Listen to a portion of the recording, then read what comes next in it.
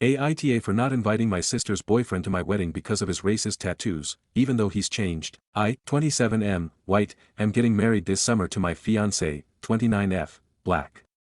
We're super excited, and honestly, planning a wedding as an interracial couple has had its ups and downs. Some family members weren't thrilled at first, but over time, most have come around. Here's the problem: my sister, 25F, has been dating her boyfriend, who we will call P, 30M, for about a year.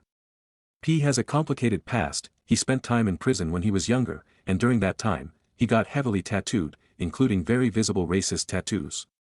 I'm talking swastikas, white power symbols, etc. Now, to be fair, P has openly said he regrets his past. He's tried to distance himself from that chapter of his life, and my sister swears he's completely reformed. But here's the thing: he still has all the tattoos. They're on his neck, hands, arms, unavoidable. My fiancée has made it clear she would feel extremely uncomfortable having P at the wedding, and honestly, so would I. My fiancé's family, many of whom I love dearly, would be absolutely horrified to see someone covered in those symbols at what's supposed to be a joyful, welcoming celebration. I pulled my sister aside and explained gently that while I appreciate that P has changed, his appearance still carries a lot of pain and meaning, and I don't feel comfortable having him there. I invited her but asked that P sits this one out. She flipped out, said I was being unforgiving, that if we believe people can change, I shouldn't punish him forever, and that by excluding him, I'm basically just as prejudiced.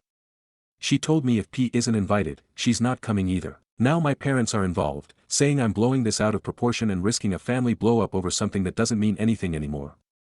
My fiancée says she understands it's complicated, but she's quietly grateful I took this stance. So Aita for refusing to invite someone with racist tattoos, even though he supposedly left that ideology behind. Consensus: why doesn't get them removed, covered up? He has considered it, but he has quite a lot of tattoos and they're not in the financial position to remove them at the moment. Now that you mentioned this though, I might discuss having the makeup artist cover his tattoos up with makeup for the day. Update: hi everyone, thanks so much for all the thoughtful comments and advice on my original post. I really appreciated hearing so many perspectives, and it helped me work through this situation more calmly and fairly. After sitting with it for a bit, I decided to have an open, honest conversation with my sister and her boyfriend, P. I explained to them, again, why his tattoos were such a big concern, especially given the context of me marrying my black fiancé, with many black family members and friends attending. I emphasized that it wasn't about punishing P or refusing to acknowledge that people can change, but rather about making sure the day felt safe, welcoming, and joyful for everyone present. To my surprise, P was incredibly understanding. He acknowledged that even though he's no longer the person who got those tattoos, they still carry real meaning and can cause pain just by being seen. He said he didn't want to make anyone feel uncomfortable on such an important day, and he offered to do whatever he couldn't help. After some discussion, we all agreed on a compromise. On the wedding day, our makeup artist will help cover up as many of his visible tattoos as possible. On top of that, P will wear long sleeves and high collars to keep things discreet. My sister was clearly relieved we found a solution that included him without ignoring the valid concerns. My fiancée is grateful too. She told me she feels respected and supported by the way this was handled, which honestly means the world to me. I'm so glad we were able to come to an agreement that balances grace, growth, and sensitivity, without cutting people out or creating bigger rifts. Thank you again, Reddit, for helping me navigate this. Sometimes just reading different viewpoints really helps clarify what matters most. And a special thank you to everyone who suggested the makeup as a solution, and helping us reach out to local tattoo places or charities that might be able to help P get his tattoos removed, covered up with his current financial position. Stories number 2. He cheated. He really cheated. I'm on mobile and typing through my tears. Yesterday I, 26F, got a "hey girly" DM from an old college friend G, 27F, about my husband R, 28M. As far as I knew, she was living a different city, but apparently she moved to our city like 8 months ago. She sent me screenshots of their messages and their sexts, and had selfies of them after they fucked. Why? I've been busy at work and admittedly not spending as much time at home, but he's the love of my life and I never thought he could do something like this. I confronted R and he admitted it right away. He said it was supposed to be a one-time thing. He and G met up for dinner when she moved, but things progressed, so they started dating. Yes, dating. She had no idea about me. He doesn't post me on his socials because his online presence is dedicated to his personal fitness business, so she just assumed he was a fit, handsome, single guy. He never mentioned me once. It was only when G started mentioning marriage and kids that I got nervous and dodgy, and mentioned trouble with his ex-wife if they were to get married. The ex-wife being me, his wife of 4 years. She mentioned this because, drum roll, she's 3 months pregnant. Thinking they were exclusive, she hasn't slept with anyone else, which means the baby is his. His. She googled my name and found out that not only were we together, we were fucking married. 4 years of marriage, 3 more years of dating, down the drain. I told her to get the fuck out and he tried to argue, but he knew he had no chance. He's staying at a friend's house, and after lurking on Reddit for so long I texted him my entire reason for kicking him out, and he sent an apology reply admitting to everything, so I have it all in writing. I'm still messaging G. She feels totally awful about the whole situation and I really feel for her. We've actually become close in the last day or two, as weird as that sounds. But we're both in the middle of some trauma and leaning on each other has helped. I'm leaving him, if that wasn't clear. G has also said she wants nothing to do with our except child support. I texted him to come over tomorrow to talk and he said he would, and I contacted a lawyer this morning and sent her everything I have. She replied after about 2 hours and said this case wouldn't be a problem, basically it was a slam dunk. She also offered to mention the case to a colleague in family court, but G hasn't made her mind up about that yet. She's just as overwhelmed about this as I am. I'm just grateful I didn't have kids with this son of a bitch, and I'm still young and hot while R's a gross cheating cheater. Edit. I genuinely thank you all for the advice regarding G. I'll be cutting contact after she gets her test results back. Edit 2, you all were right. G is up to something tomorrow. Once I've had some sleep I'll update further. But thank you all for your advice. Comments. Commenter 1. I doubt G isn't going to accept his apologies, there's a child involved. Don't get too close to her or tell her anything of substance. Commenter 2. Best advice right here. She's your ally now, but just wait until the smoke clears. I had a similar situation happen, minus the pregnancy, and she was my bestie. We were helping each other deal with the pain of both being lied to by this monster. She didn't want to have anything to do with him and I was going to divorce after being together for 15 years.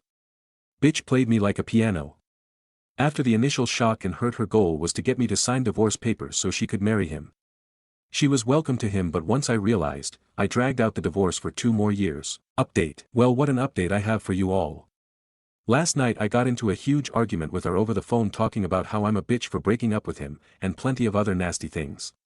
Through the night I was anxious and insomnia tick, so as per so much of your advice I started distancing myself from G.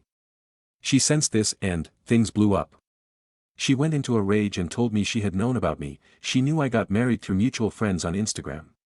My profile is private but friends and family posted about the wedding, so G saw our wedding photos. G texted me this morning after waking up to so many texts.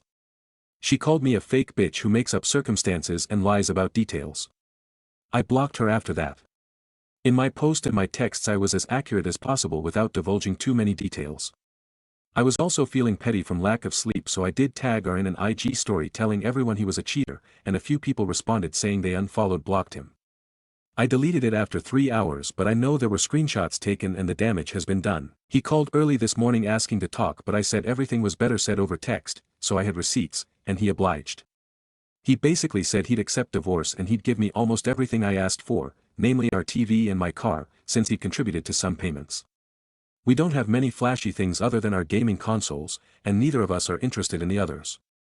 This obviously wasn't legally binding, but I'd imagine it's good ammo in the divorce. R came by before work to get a bunch of his things and we were able to talk face to face. He apologized and asked, almost begged, for my forgiveness. Remembering comments about my dignity, I politely but firmly declined. He actually took this pretty well, and asked me if I had any questions. I asked him, what the fuck happened? According to R, G contacted him before she even moved. As many suspected, she knew about me from the beginning but simply didn't care. She didn't say outright that she was trying to get pregnant, but she gloated to her friends about having unprotected sex with her many times, so it's definitely suspicious as hell. He said he just couldn't resist her. To be quite frank, Reddit, I'm hotter than her. There's no question. That is the one thing about this whole situation that brings me a bit of light. Oh, and as predicted by so many of you, G and R are apparently still in a relationship. They're planning on keeping the baby and, get this, 2 or 3 hours after I wrote this out he posted the gender reveal on his public Instagram. Like I never fucking existed. He's trying to get rent money from me, but there's not a chance in hell I'll be giving a cent to him. In fact, I'll be taking nearly everything. He knows he doesn't stand a chance at getting any of the furniture that I paid for or the vinyls I bought. Fuck him. So many comments gave great advice and I'm so grateful. I've officially cut off G and am in the process of cutting off R outside the divorce. I'm living comfortably by myself in our apartment. I have a decent salary so I can afford it, but I let our landlord know that I'll be ending the lease in 2 months. He has a studio available but I'm not sure I'll take it. For now I'm in contact with my lawyer who says this whole process can be done in 6 months if everything goes well. I have a ton of hope for my future and I truly appreciate all of you who commented on my first post. I might post a further update or I might not. Regardless, I will get a happy ending and I'll be able to start fresh without him. Good riddance. TLDR, everyone's exhausted from lack of sleep. My husband and his AP are together, and just got through fucking around and now they're in the process of finding out. Comments. Commenter 1. I'd literally tell every single person connected to her what she did, parents, family, friends, boss, co-workers. Make a post detailing everything that happened. Her actions. His actions. And how he still wanted to be with you through it all. She is still his second choice. Ha ha ha ha. That's hilarious to me and pitiful for her. I'd end the post with congrats husband and ex-friend. I hope you both live the life you deserve. I'd literally send her a congratulation gift with off-brand items with a snarky message. She's a loser and so is he. He has to scramble for a place to live and play nice with a woman that baby trapped him. She was obviously jealous of you, and has been for years, and wanted him. She didn't steal your man. She stole your problem. She was irate that he wanted you and your marriage after she worked so hard to destroy it. That baby was made out of desperation on her part and idiocracy on his. That's sad. That child was created out of a betrayal and lust, not love. Add this to your post too. She systematically went after your husband. That's diabolical. Good riddance to the both of them. Update. Hey, wanted to give a quick update before I leave this account for a while. Will perhaps check in periodically after a few drinks lol. Divorce is in the works, G is still pregnant, ours things are out of my house. To say my landlord understood would be an understatement, and I'm able to stay in my current place. Spoiler, I'm gonna end up on top. Sorry this isn't the juicy update some of you were anticipating, be it the fact remains that I'm better for this whole shit show and moving on means becoming stronger. Thanks for all your support, everyone. I've kept this login info so I hope to update you. Reminder, you're loved and you matter. Love always. Update. Hey y'all, just found this account again after months so I figured I'd give an update. Original post is still on my profile. TLDR, things are good. Quick recap, my ex cheated with a friend of mine from college and she got pregnant and it was his.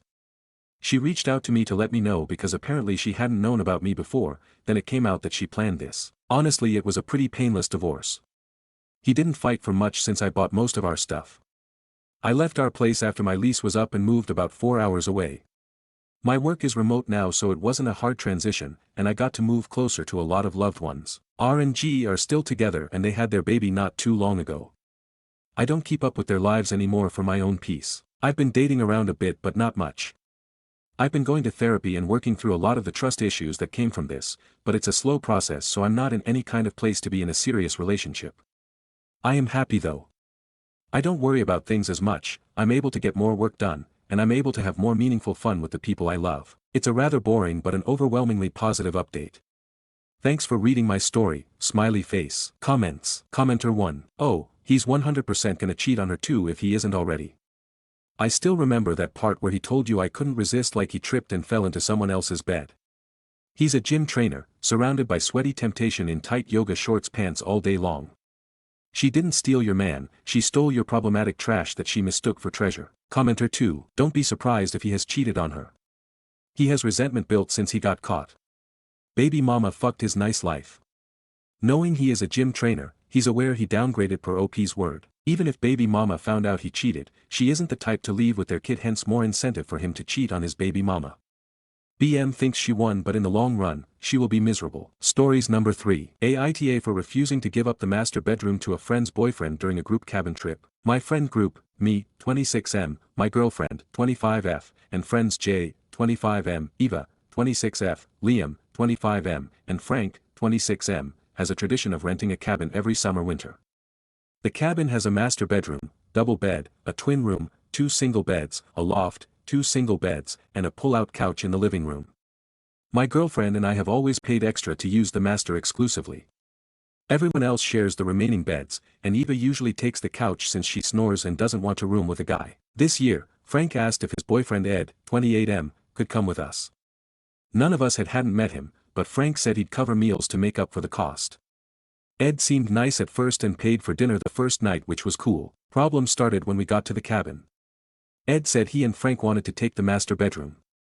I told him, maybe a little harshly, that my girlfriend and I usually use it since we pay extra. Ed said he didn't get what the big deal was and that we could sleep in one of the single beds or the couch. These single beds are small and could not comfortably fit 2 people, plus Eva would have to share a room with one of the guys, and she didn't want to.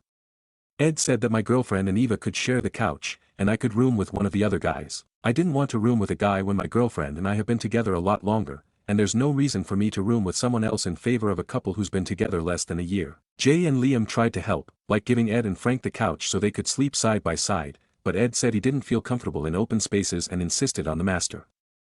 Ed and I argued more, and he called me homophobic, saying I didn't support his and Frank's relationship by not letting them share a room.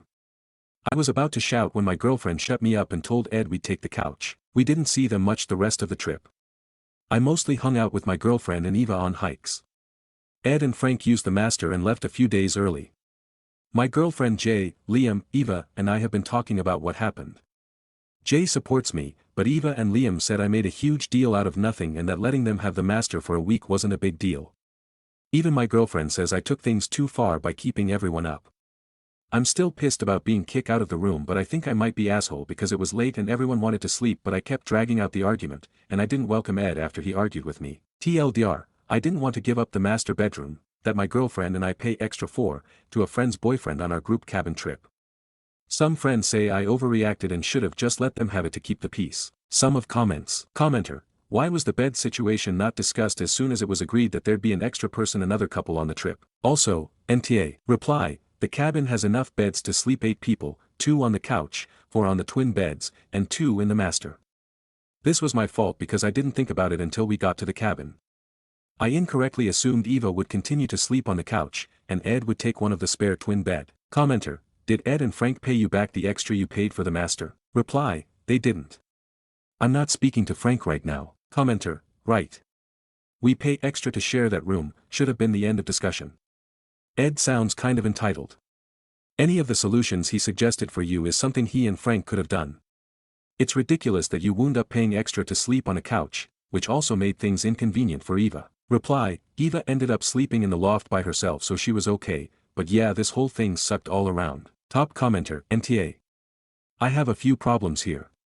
Aside from the fact that you paid extra, why did your friend not end this as soon as his BF, who had never met you, cashed you homophobic? Second, if this was his first time meeting the friend group, that is a horrible first impression. Joining a regular friend group vacation, he should be sitting back, figuring out the dynamics and getting to know everyone so he gets everyone's blessing, something he did not do. Finally, if they just wanted a week away to have sex, it shouldn't have been on the friends vacation group. Honestly, your friend is maybe the bigger A for not standing up for his friends. Reply, Frank has always been the quietest. I don't know why he didn't say anything in my defense because I'd never want him to think I didn't support him or his sexuality. Ed seemed cool at first, paying for dinner at a pricey place we ate at on night 1, but everything went downhill after that. I did my best to ignore both of them after the blow-up. Commenter, let's be honest. Ed wanted to be able to have sex. Ed sounds like trash and Frank needs to grow a spine. Reply, I feel like an idiot for not thinking about this until now. But it would explain a lot. Commenter, the real answer here is that ESH because you guys need to book a cabin that fits everyone. I don't understand why Eva has to sleep on a couch to begin with. I'm also super curious as to how you guys are splitting costs, is it per person, per room, or per bed? Is there a sliding scale? Reply, there's room for 8 people to sleep just fine, so I didn't think about it. We usually split based on who has the best room. My GF and I pay about 40% of the total cost since the master also has its own bathroom. Eva pays 10% since she doesn't get an actual bed, and the guys each pay about 16%. Eva's always been fine on the couch. I've slept on it before and it's more comfortable than my bed back home. Also, before my GF and I started dating, Eva and her shared the master so they could have privacy while we 4 guys slept wherever. I could have handled it better, but these changes were all very last minute, after everything had been booked. I expected Ed and Frank to share one of the twin rooms and be done with it. Commenter, you mentioned Ed paid for 1 meal, did he pay for any other meals? Or did I misunderstand the deal? Reply, he did. We went out to eat as a group 2 more times, lunch and dinner, before it became too awkward. On the 3rd day, he went out once to get more basic groceries for everyone, drinks, snacks, stuff to make sandwiches, and after that, we all did our own thing for meals. Commenter, ESH. Stop booking a cabin that only has one double bed for an annual group trip. You rent the same cabin every year, and by default, one of your annual guests is on the couch. It just seems like trying to keep this tradition is going to ruin the tradition itself. This current example is what happens when more than one couple comes. OP justifies getting the only good room because they paid extra, but I bet the other couple would have also paid extra if they knew it was a choice to get a double bed or not. Reply, I'm not disagreeing with you that this tradition will need to change when if more couples eventually come. Ed joined after the cabin had already been booked and I incorrectly assumed he'd be okay sleeping in a twin bed in the same room as Frank. Before my girlfriend and I got together, she and Eva had exclusive use of the master bedroom for privacy. If anyone else in the group wanted it, they could pay what my girlfriend and I paid for it, and we'd sleep in another room. This has worked for us for 5+ years. Update post. I had some people ask, so I wanted to update. Thanks to everyone who commented. I realized I need a bit of distance from this group for not having my back. On the money issue, I spent some time trying to work out the cost breakdown since many people asked about the numbers. All prices have been converted to USD. The total cost for the 7-night cabin stay was $1,744. My girlfriend and I covered half of that, 3.5 nights, and the other half was split between Frank, Liam, and Jay. Eva paid for gas, she drives a van for work, so she drove us all up, which came to $199. Ed paid for 3 meals and snacks, which came to $230, $157 for the first meal, and $73 for snacks and 2 fast food runs. What everyone paid: me, $436, girlfriend, $436, Frank, $290.67, Liam, $290.67, Jay, $290.67, Eva, $199, Ed, $230. So, Ed covered almost the cost of one night, but it was significantly less than my girlfriend and I paid for the master. The 6 of us have been going to this same cabin for 5 years, and before my girlfriend and I got together, she and Eva used the master. The others are more than welcome to use the master if they pay what my GF and I do, which I see now might not be super fair to them since we're the only couple in the group, so that we can afford it more easily. Like many said to do, I texted Frank and asked him to pay me and my girlfriend for one night stay on the trip, $290. It might have been a little under, but I didn't want to argue anymore, and my girlfriend told me to sort this out and drop the issue. Frank paid me a few days later and asked if we could meet so he could explain what happened at our local bar. I was to see Ed there when my GF and I arrived. It took some time for the conversation to start, but Ed eventually told us his relationship with his parents has been rocky due to his sexuality. A few months before the cabin trip, he brought Frank home to meet them for the first time, and his parents made them sleep in separate rooms. Ed said his folks implied that he and Frank would be kicked out if they didn't. He said that when I refused to let them use the master bedroom, it brought up those bad feelings, and he misdirected his anger at me. I don't totally buy that explanation, not the full extent of it, but I can understand how not being allowed to share a bed might bring up bad memories for him. For Frank's sake, I agreed to let it go and told them I appreciated the apology, but I still need space. I'm not ready to pick up where we left off. My friends usually talk about taking another trip in November at this time, but I think I'll find somewhere closer to go with my girlfriend so I don't have to deal with this group drama again. I'm still not entirely over her not having my back either, so nothing's in the works right now. Thanks again. Sum of comments. Commenter, info, did GF really pay her share, or did you pay in her name? That would be the only way I could understand her not wanting to push the point and take the master bedroom which was already paid extra for. Was she aware of exactly how much more the 2 of you paid? Reply, she paid a portion, she's still in school, and I covered a bit of her share. She knows how much the room costs because she's paid her part in full before. Commenter, usually, people tried to make a good first impression. Even if this did give him some sort of flashback to conflict with his parents, he's still in the wrong. Is your girlfriend just wanting to let it go to keep the peace, or does she not see anything wrong with the issue? Reply, she told me she was tired, and that if I should stop waffling on the issue, to make up my mind if I'm upset about the room and want money back, or just to let it go because I was making the entire group uncomfortable. We were friends in this group before we started dating. It feels like she sometimes puts the good of the group above our relationship. Commenter, holy shit, you pay so much more to use the master bedroom. Did Ed not realize it's such a huge difference when he was expecting the master bedroom be given to him? How is half your friend group against you when you're basically funding this trip to ensure you get the big bedroom? Reply, I'm not sure Ed knows exactly how much we spent. I asked Frank directly for the money, and he paid without any fighting back. Ed would probably know about Eva paying for gas, but he might have assumed my GF and I pay a little more for the master, not almost 50%. I won't be seeing him if he's at any social things we do. I'm avoiding the group as a whole right now. Top comment. Commenter, whatever his explanation is, tagging along with an existing group as an outsider, to a trip that's basically a tradition of their, being invited to the trip by one person from that group after the plan was already made and then kicking out 2 core members from a room they paid for is a shitty and entitled thing to do. One more interesting comment. Commenter, just wanted to say that it probably felt really shitty that your GF didn't have your back, but often women are trained from birth to people please. Depending on her upbringing and all that, she might have seen her situation as helping smooth things over. Avoid conflict at all cost. Sacrifice yourself, to serve others.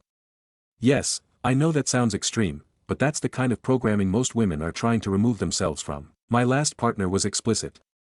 You need to have my back. No matter what. Until he spoke those words to me, I didn't actually understand how important it was to him. After that I never didn't have his back. Have the conversation, realize that she's coming from a different place. But next time, she now knows, because you've been clear with her, she needs to have your back. But you also have to ask her, what was going through her head. To a lot of women, conflict equals danger.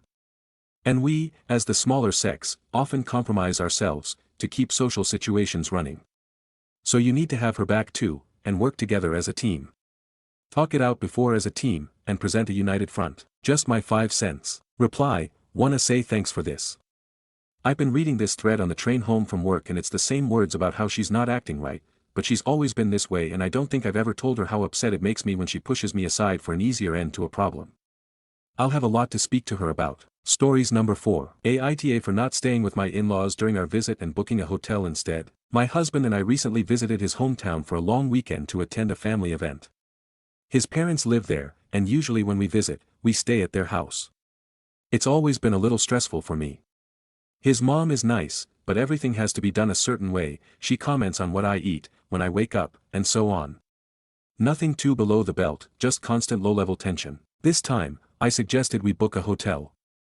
I told my husband I wanted some space so we could actually enjoy the trip and decompress at the end of the day. He agreed and said he understood. We didn't make a big deal out of it. So we told his parents we'd be staying at a hotel to not crowd the house, since some other relatives would be staying there too. Well, apparently his mom took it very personally. After the weekend, she told my husband she was hurt that we didn't feel comfortable in her home and said she felt like I didn't consider her feelings. His sister also chimed in and said I was making a statement by choosing not to stay there, and that it came off as cold. I honestly wasn't trying to offend anyone. I just wanted a little peace and privacy. We spent all day with his family anyway, including dinners and running errands. It wasn't like we were avoiding them. Now my husband says he gets why I needed the space, but thinks maybe I should apologize just to keep the peace. I feel like I shouldn't have to apologize for a boundary I set calmly and respectfully. I don't know. Stories number 5. Aita for refusing to talk to my dad and brothers after the comment they made to me. Hi, I created this account mostly to see icebergs, theories, and photos, but I never thought I'd be writing here. The people involved are, me, 16F, my dad, 59M, my 2 older brothers, 22M, they're twins, by the way, and my twin brother, 16M. As you can imagine, dealing with 2 sets of twins can be, well, stressful and I understand my father in that. My mother is away working, she usually comes once a year or month, but I haven't seen her much since I turned 14, sometimes she sends some stuff to me and my brothers. The relationship with my brothers is, well, complicated, I'm the only woman among all of them, so it was already difficult to connect with them. I only connect a little with my brother Andrew, fake name, 22 years old, since we both like Greek mythology and stuff like that. But here the problem is with my twin brother and my father. You see, these last few days where I live, the weather seems to have a life of its own, sometimes hot, sometimes cold, etc. So, today I woke up to unbearable heat. I had planned to go to one of those markets that sell everything to look for some stuffed animals from a series that I like. I dressed in a shirt, some sneakers and decided to wear a skirt to have my legs freer. The skirt was short, almost 4 fingers above my knees, and that was the problem for my father. He immediately told me that the skirt was not appropriate and that I should change immediately. He knew I was coming out. I say this to clarify. I asked him what the problem was with this skirt, since it was literally a piece of clothing that my mother sent me from the country where she works. He didn't say anything to me, he just told me that either I changed into pants or I wouldn't go out. I couldn't even speak when my twin brother joined the conversation. My father told him everything, I guess looking for support, and my brother, like the idiot he is, looked me up and down and said you look like a SLT in that skirt. I got angry about that and out of rage, I took off a shoe and hit him with it, but it got worse because my dad agreed with him. Yes, he said, if your brother thinks like that, what do you think the others will think? To top it all off, he called 2 older brothers and they also supported him. I ended up locking myself in my room. I looked at the skirt and I didn't see anything wrong with it. I looked at it for hours until I simply gave up on my plans to go out. That was practically 2 weeks ago. Since that day I don't speak to them unless it's important. My mom texted me today, asking, why do I give my dad and brothers the silent treatment? And that my dad feels bad about it. I didn't send a response, so I would appreciate it if you could give me some advice so I can answer my mom and explain all of this to her. I consulted with some friends, while some friends, both men and women, told me that my dad went too far by not defending me from my brother's comment. 2 friends told me that I was exaggerating because of my brother's comment and that, instead of complaining, I should take it as advice. Update, Aita for refusing talk to my dad and brothers after a comment they made to me. Good afternoon. I'm calmer now so I can give you an update. Also, I'm going to eat in a few moments, so I thought I'd leave this here. Before I start, thank you all for leaving your comments, and to the 2 people who spoke to me privately, it means a lot to me. I'm going to summarize the call with my mom. She was furious and asked me for photos of the clothes I wore, and also asked for a photo of me wearing them. And well, for the few who managed to read my previous post before I deleted it, I stayed at my friend's house after my dad put on a show and tore all my clothes. I was lucky my phone didn't hang up when my dad walked in like crazy, because my mom heard the whole thing and recorded it. So, coming to the present, my mom called my friend's mom, asking her to take me to see my dad at a cafe for breakfast. I'll be honest, it scared me. After remembering what happened the night before and my father's previous behavior, I felt like I didn't recognize him. Something I forgot to mention is that he rarely acts like this. I have seen him angry with other people, but never with my brothers or me. We went to a little cafe where my mother used to frequent before leaving, and there I found my father. It seemed like he had cried for hours, as if he hadn't slept. We talked for a while and he apologized, not only for the bitch thing, but also for not stopping my brothers and also for ripping my clothes. I asked him for an explanation, since he hadn't even given me one when about the skirt. He looked down and said he thought that if his words and those of my brothers affected him, he was going to change my clothes. WTF. Yes, that was my reaction, not in words, but in feelings. I told him that it did affect me, but not just the clothes, but the fact that I allowed my brothers to call me a bitch behind my back and make fun of it. He started to cry. I'll be honest, I didn't understand why. I read a lot here about crocodile tears and emotional manipulation. He said he was sorry, that he never wanted me to get to this point, that he didn't know how to handle the fact that I was growing up, and that he didn't want to lose me. The conversation led to nothing and I'm still at my friend's house. In the case of my brothers, none of them have spoken to me. My mom left me a message before she left for work, telling me that she had already spoken to my brothers and my dad. The good news to liven this up is that my friend got me another plush toy for my collection, one of Shadow the Hedgehog. For now, everything has stayed like this, me at my friend's house and my dad with my brothers. I feel like there's something else my dad didn't tell me. I mean, like I mentioned, he never acted like that before, or maybe I didn't see it, but to be honest, I feel like there's something my dad isn't telling me, and so do my brothers. Thank you very much for the support, my Shadow plushie, and I say goodbye. Update 2, Aita for refusing talk to my dad and brothers after the comment they made to me. For those of you in my time zone, you might be wondering, what am I doing writing so late? Well, as I usually say, things happened, so I prefer to keep you informed, in addition to answering questions. But first of all, I really appreciate the help and advice given in my previous post. This teenager says it sincerely from the bottom of her heart. Answering frequently asked questions. No, living with my mom isn't possible for 2 reasons. First, my mom is away too much. She doesn't have a home office.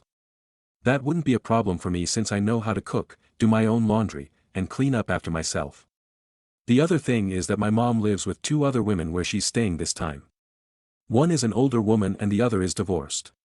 Both rented the room with the no children rule, so no, it's not possible. No, I never saw my dad act this way in front of me. As I mentioned in the comments and in my previous update, he never behaved this way with me. He is usually very affectionate and understanding, so as I mentioned, I don't know what the reason for that outburst of anger was. And no, my parents are not divorced. The reason my mom is always away is because of work. She got pregnant with my older brothers, Andrew, Andy and Elijah, when they were 21. My dad stayed behind to take care of both of them until my mom got a good job. Then they had my twin and me. She is still far away and the money she sends is usually enough and even left over for everyday things, school, extra activities, etc. Now, with the update, 2 days ago, my brother Andy, 22M, wrote me a message, asking if we could talk. The truth is I got a little nervous. I asked him if we could talk on the phone and he said yes. As a comment recommended, I recorded the conversation with my brother in case something happened, in addition to having my best friend's sister as moral support. The conversation was trivial at first. Andy asked me if I ate well, slept well, the usual stuff, until we got to the topic at hand. He apologized, saying he was an idiot and should have measured what he said.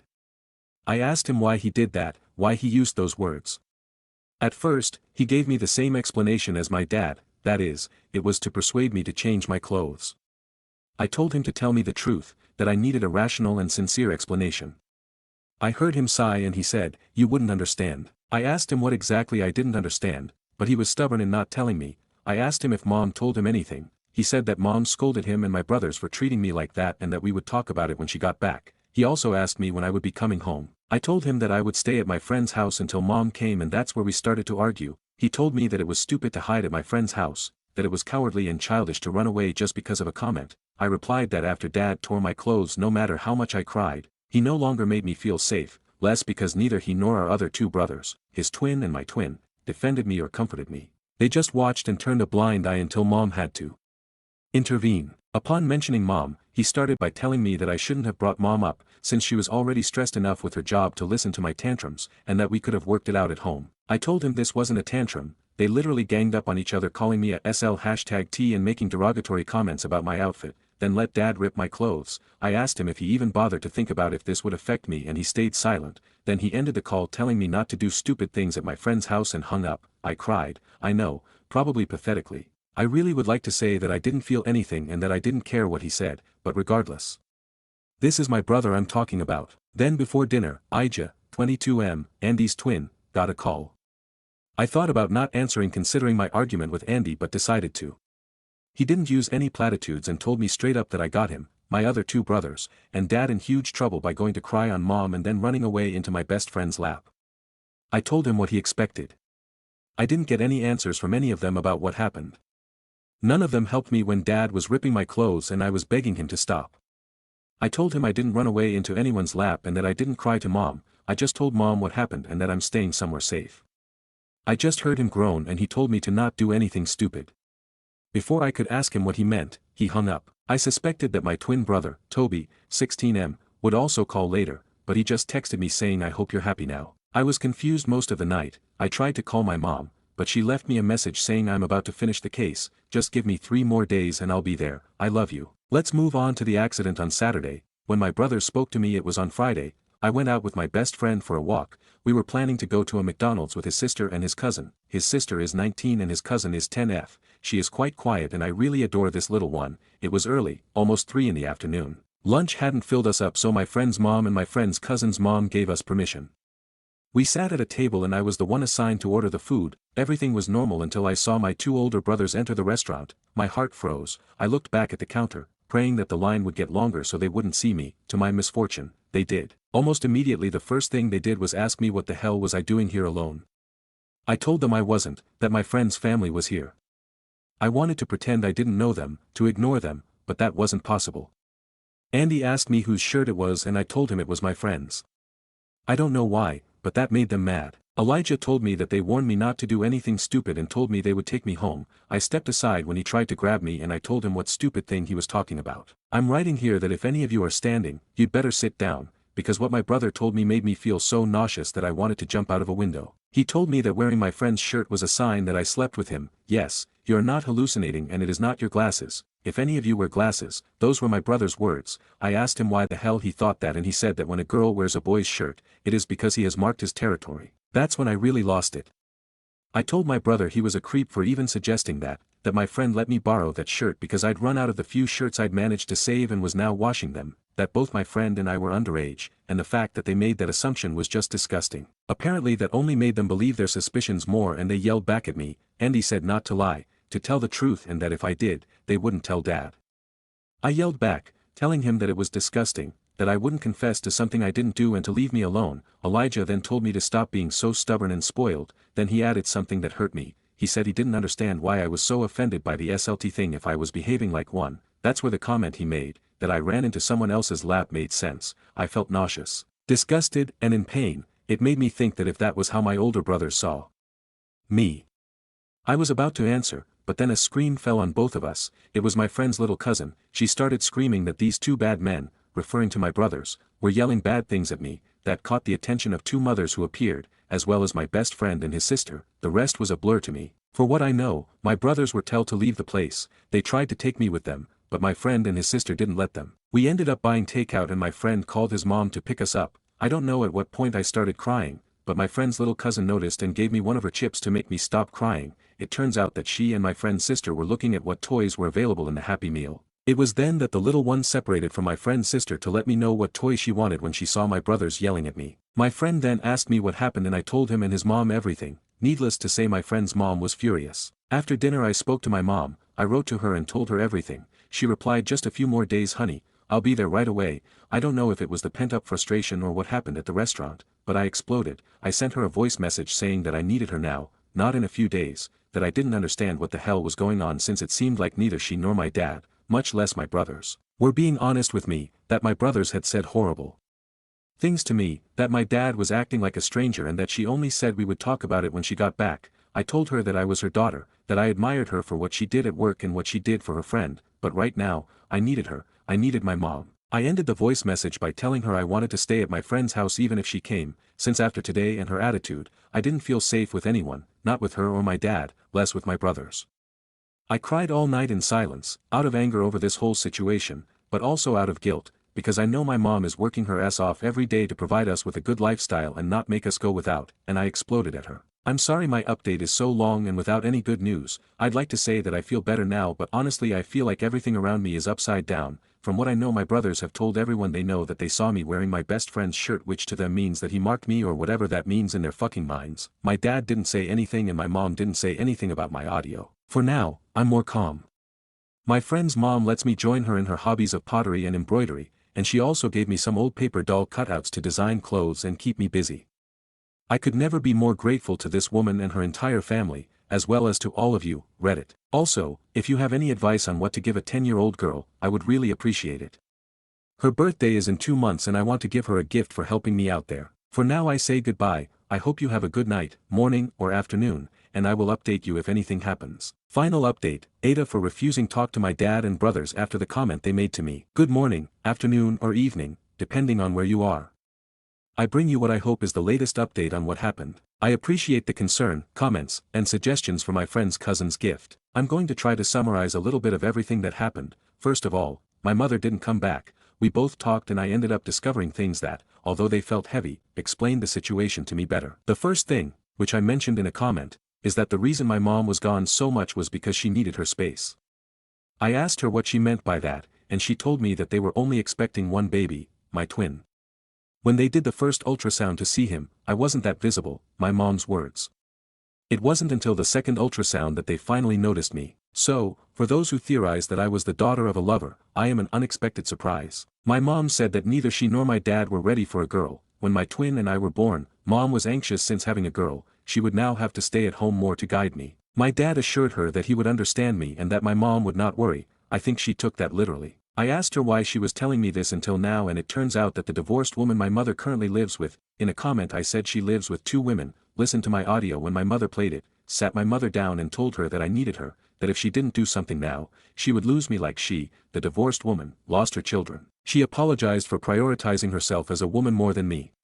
She said she thought I was safe and calm at home, but after this, she understands that she was wrong to be out of my life and that of my brothers. We talked a little more, mostly about what I wanted and if I was sure I wanted to stay at my friend's house. I said yes, and then she talked to my friend's mom, so they agreed that I would stay with my friend's mom. The talk with my dad and my brothers, well, it was by video call with my mom too. To be honest, I had already resigned myself to never having an explanation for all of this. The call can only be summarized in what happened in the restaurant, a scolding from my brothers and the news that I will be staying with my friend. My dad tried to object, but my mom silenced him. So now I officially live with my friend, her sister and her mom. The rules in the house are manageable and I feel comfortable here. My friend and I call each other neighbors and we agree to have movie marathons on Sundays. I chose a My Hero Academia anime movie and my friend will watch ET with me next week. As for clothes, my mom sends money. I'll go with my friend's sister next week. She saw my style the times I went out with my friend, so she's taking me to a few stores to recover some of my old wardrobe. I had one last talk with my dad on my friend's porch, with his mom watching. He apologized for disappointing me, for not protecting me, and cried again. Many will probably judge me here, but I accepted his goodbye hug. It hurts that things ended like this. He said he would find a way to earn my trust again and that he didn't want to lose me. As for my brothers, I only received an apology from Andy, while my twin sent me a photo of my room still intact with the phrase "it will be the same when you return." So here I am now, at my friend's house, in my new room with a few paper dolls that I made clothes for. I still keep the same calling schedule with my mom, while my dad will text me on weekends to check on me. That was my parents' arrangement. For my expenses, my friend's mother will be the one who receives a sum of money for anything: food, hygiene products, medicines, etc. I really appreciate the comments and support. I'll leave it there. If something serious happens, I'll update you.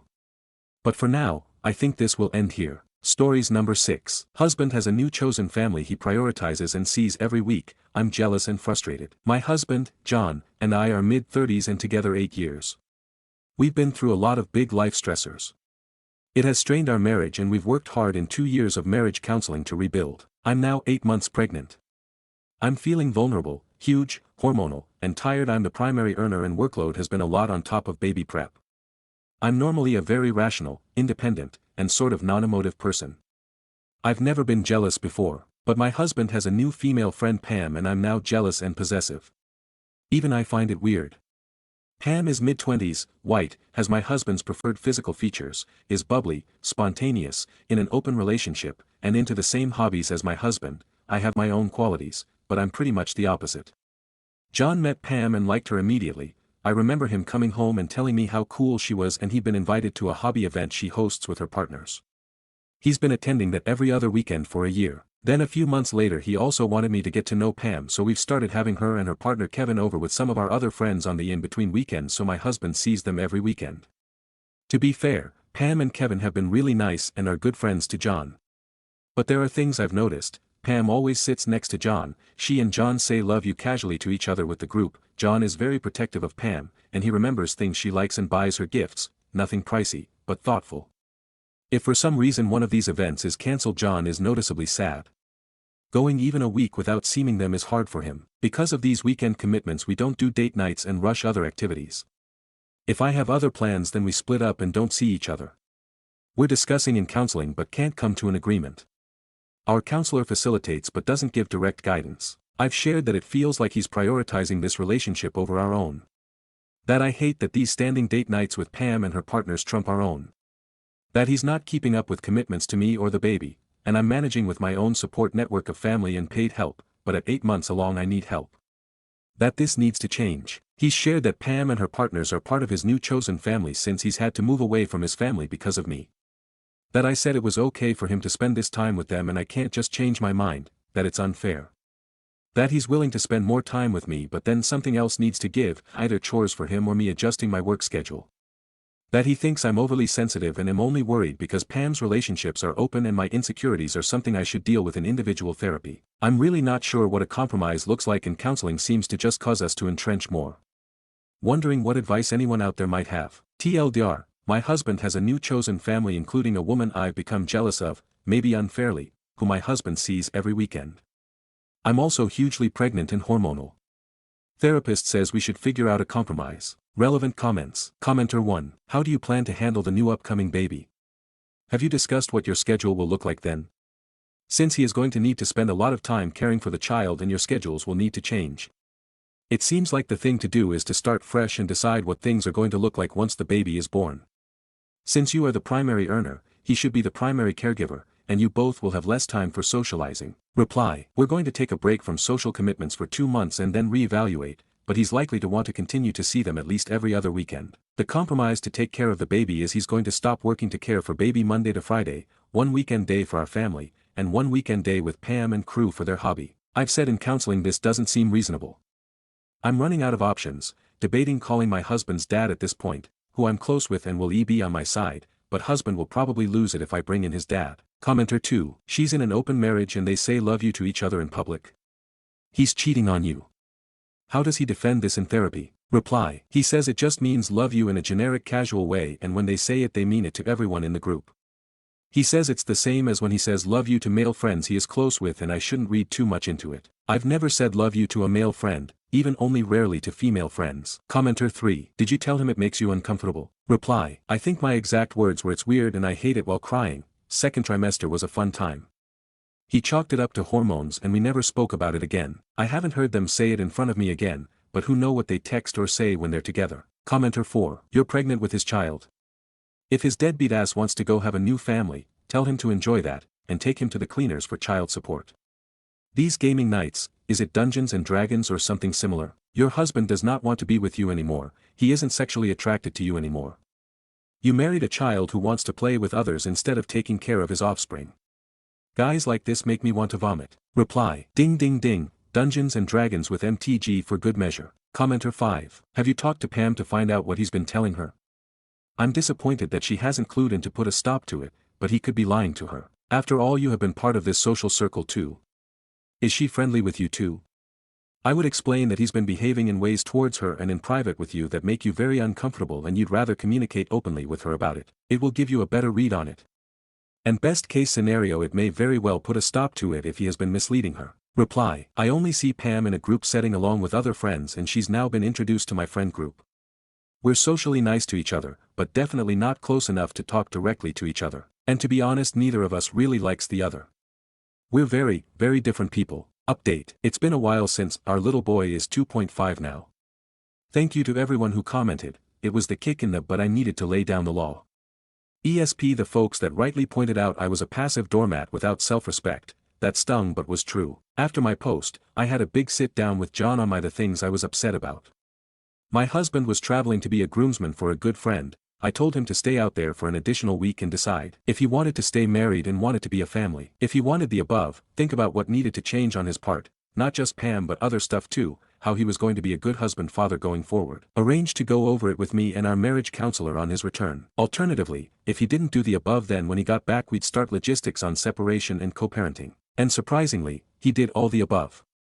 Apparently he reflected a lot at the wedding. His friend and his wife are such an in-love couple, and thought a lot about us and our relationship and what he wanted. He came back and proposed changes, immediate break from Pam company and stop to their hobby. He'd play some D&D MTG online, but that was it. He'd take over remaining baby prep, nursery, logistics, and promise to lay out a postpartum care plan for me and baby. He stuck to his word and also worked hard to regain my trust. Then we had our son and my husband was over the moon in love. He and baby have been inseparable ever since and have an amazing adventure-filled life with all the hobbies, baby toddler swim, gym, soccer, co-op, and a great local parent community. After our kiddo was born, Pam lost interest in my husband anyway. She doesn't like kids, and shortly thereafter cheated on her poly relationship. Kevin and John have actually become good friends since then, but John is straight so I have no worries there. And as I've reflected, I think I also just actually hated Pam. She's everything I don't like, relying on men for affirmation, no job life ambition, frivolous and stupid. And apparently, according to Kevin, the feeling was mutual. She thought I was a controlling, stuck-up, robotic Ivy League workaholic who didn't appreciate or support my husband's hobbies quirks. I was also a lot more emotional during pregnancy than normal. My husband, upon reflection, liked being needed and admired. We had a lot to work through with us, but 2 years later we're in a great spot. I also had a weird shift in hormones postpartum which made my sex drive really high, which for us helped a lot with our relationship.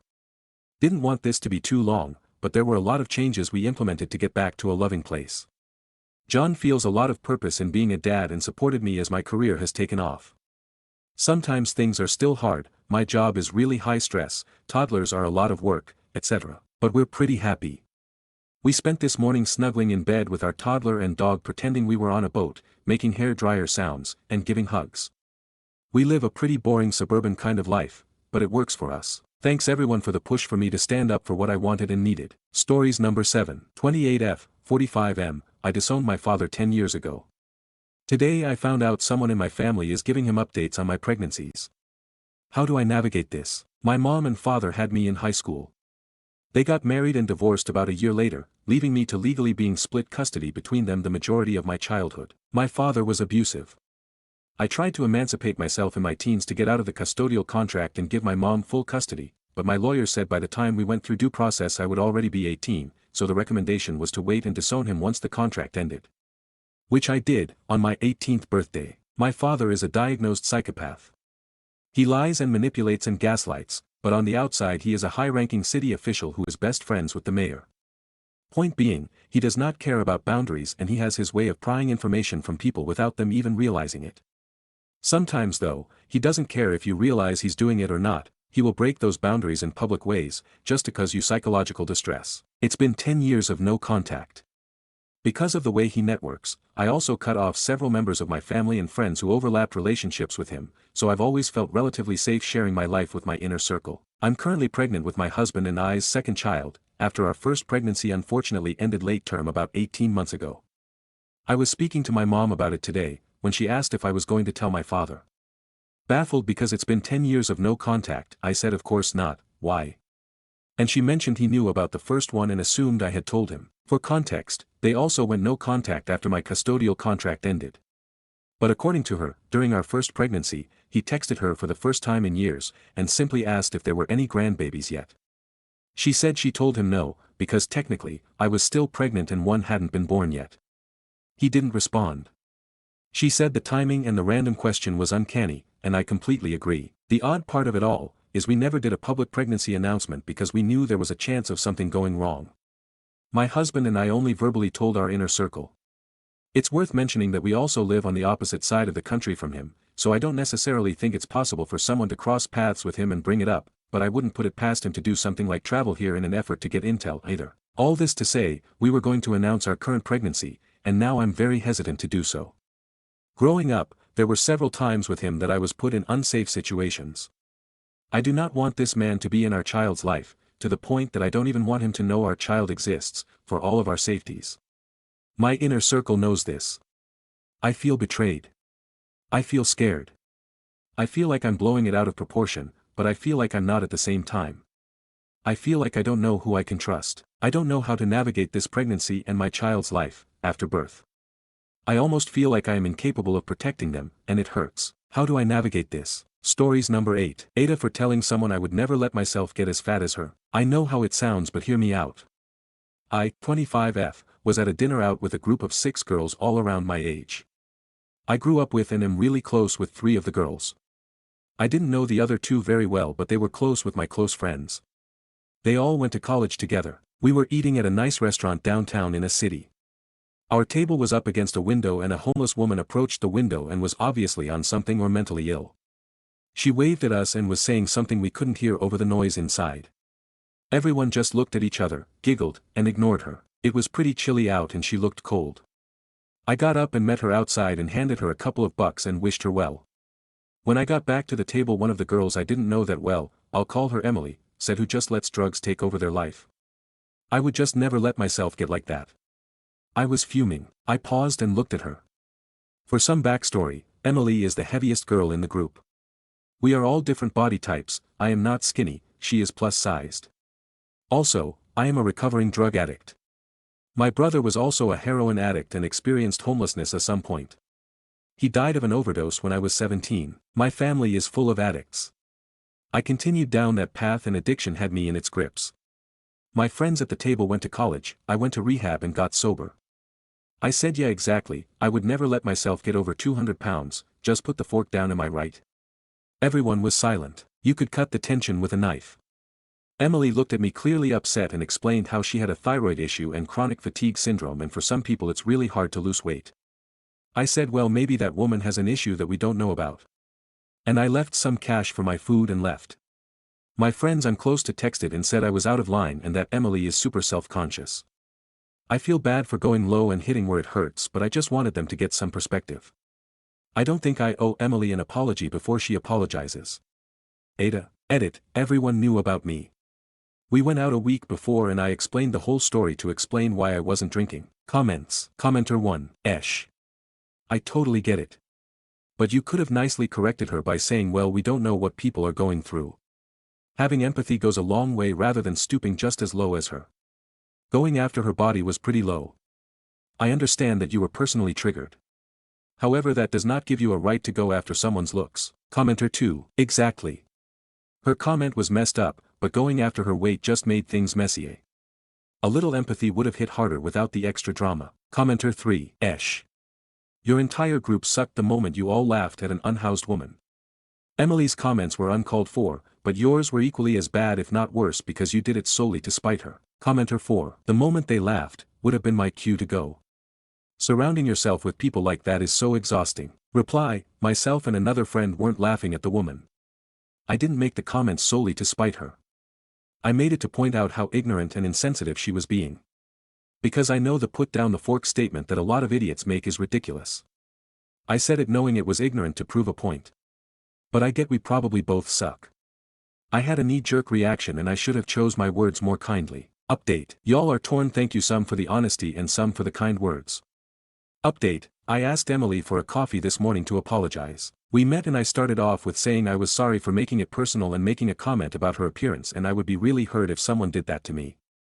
Then went in to explain how her comment about addiction being a choice is really uneducated and offensive. She said thanks for apologizing, but my dad is an alcoholic and he chose alcohol over my mom and I.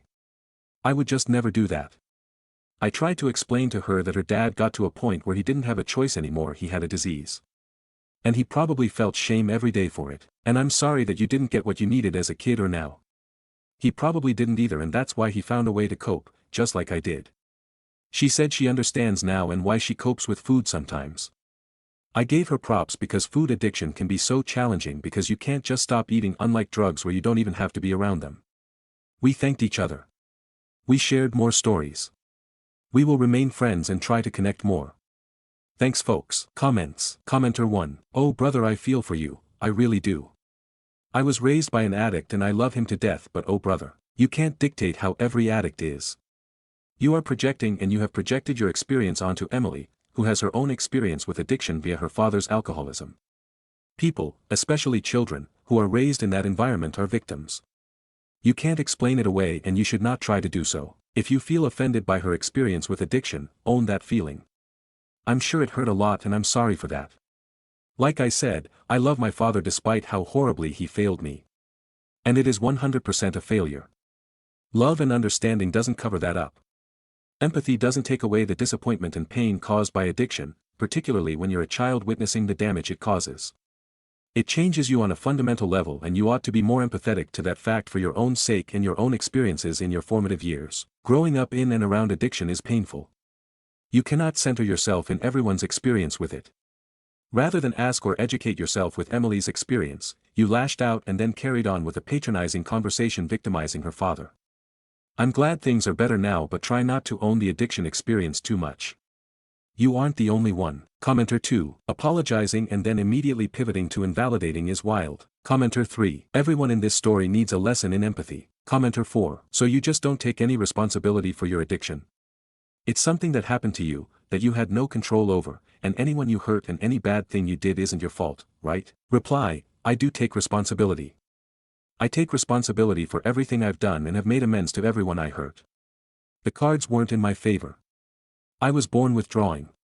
Born being addicted to opiates. Because my mom used while I was in the womb. I grew up watching addiction and thought it was normal. Once I started using, which yes was a choice, but a lot of people make bad choices when they're a teenager, I couldn't control it. It made me forget all of the trauma and avoid my feelings. All of a sudden after using for 2 days in a row, I couldn't stop. If I did I would go into withdrawal. Pretty horrific pain. Going through withdrawals means no school, no work, which I needed the money to survive, and how can someone go through withdrawals on the street? You need a bathroom, electrolytes, support. Oftentimes detox beds are only for people with insurance and only open for 3 nights. The more you use the more choices get taken away from you. I made a choice to get sober but it seemed impossible. I luckily had some resources and friends. Some people don't. 2 years later I want to be sober but I still have intrusive thoughts and cravings. Drugs are chemicals that change your brain. It's not just willpower. Try putting your phone down for a week and see how often you think about it. Stories number 9. Aita for skipping my sister's child-free wedding after she changed the date. So yeah, my 32F sister, 29F, is getting married soon. The wedding was supposed to be in September, but now it's been moved to mid-June, and honestly, it's causing me a lot of stress. I have 2 really young kids, 2.5 years, 2 months old. If the wedding would have taken place in September I would have gone leaving the kids to my husband. We had it planned. Last week, my sister messages me and says that she's moving the wedding to mid-June, that she wants a summer wedding, completely her choice. However, this sudden decision has messed things for me. My husband has an overseas work trip for which he'll be leaving on June 18th, and my sister's getting married June 20th. This work trip was scheduled since last month and he can't miss it. And to make things worse, he wasn't even invited to the wedding in the first place. My sister's fiancé straight up doesn't like him. Long story, but there's some bad blood there, and he made it pretty clear he didn't want him there. So even if he was home, he wouldn't have gone. My other option, my in-laws are currently in London with my heavily pregnant Sael, who is due any day now, and I can't ask them to leave her and come take care of my kids, although I know at least one of them would be here, but it's unfair to them and my Sael.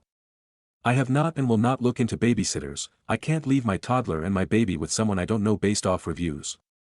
My daughter still wakes up constantly. I am a feeding mother and I can't leave my small kids to a stranger. I told my sister about it and tried explaining it to her very nicely and politely, but she refuses to understand and keeps going on about how I am choosing my kids over her every time. After that comment, I stopped explaining myself and made it very clear that my kids, my dogs and husband hold priority over her at the moment. I have RSVP'd. No, I will be sending a gift, that's it. I genuinely wanted to attend but I can't. Edit. I have to clear this up. My sister's fiancé has always had a problem with my husband and has been rude to him multiple times over the years.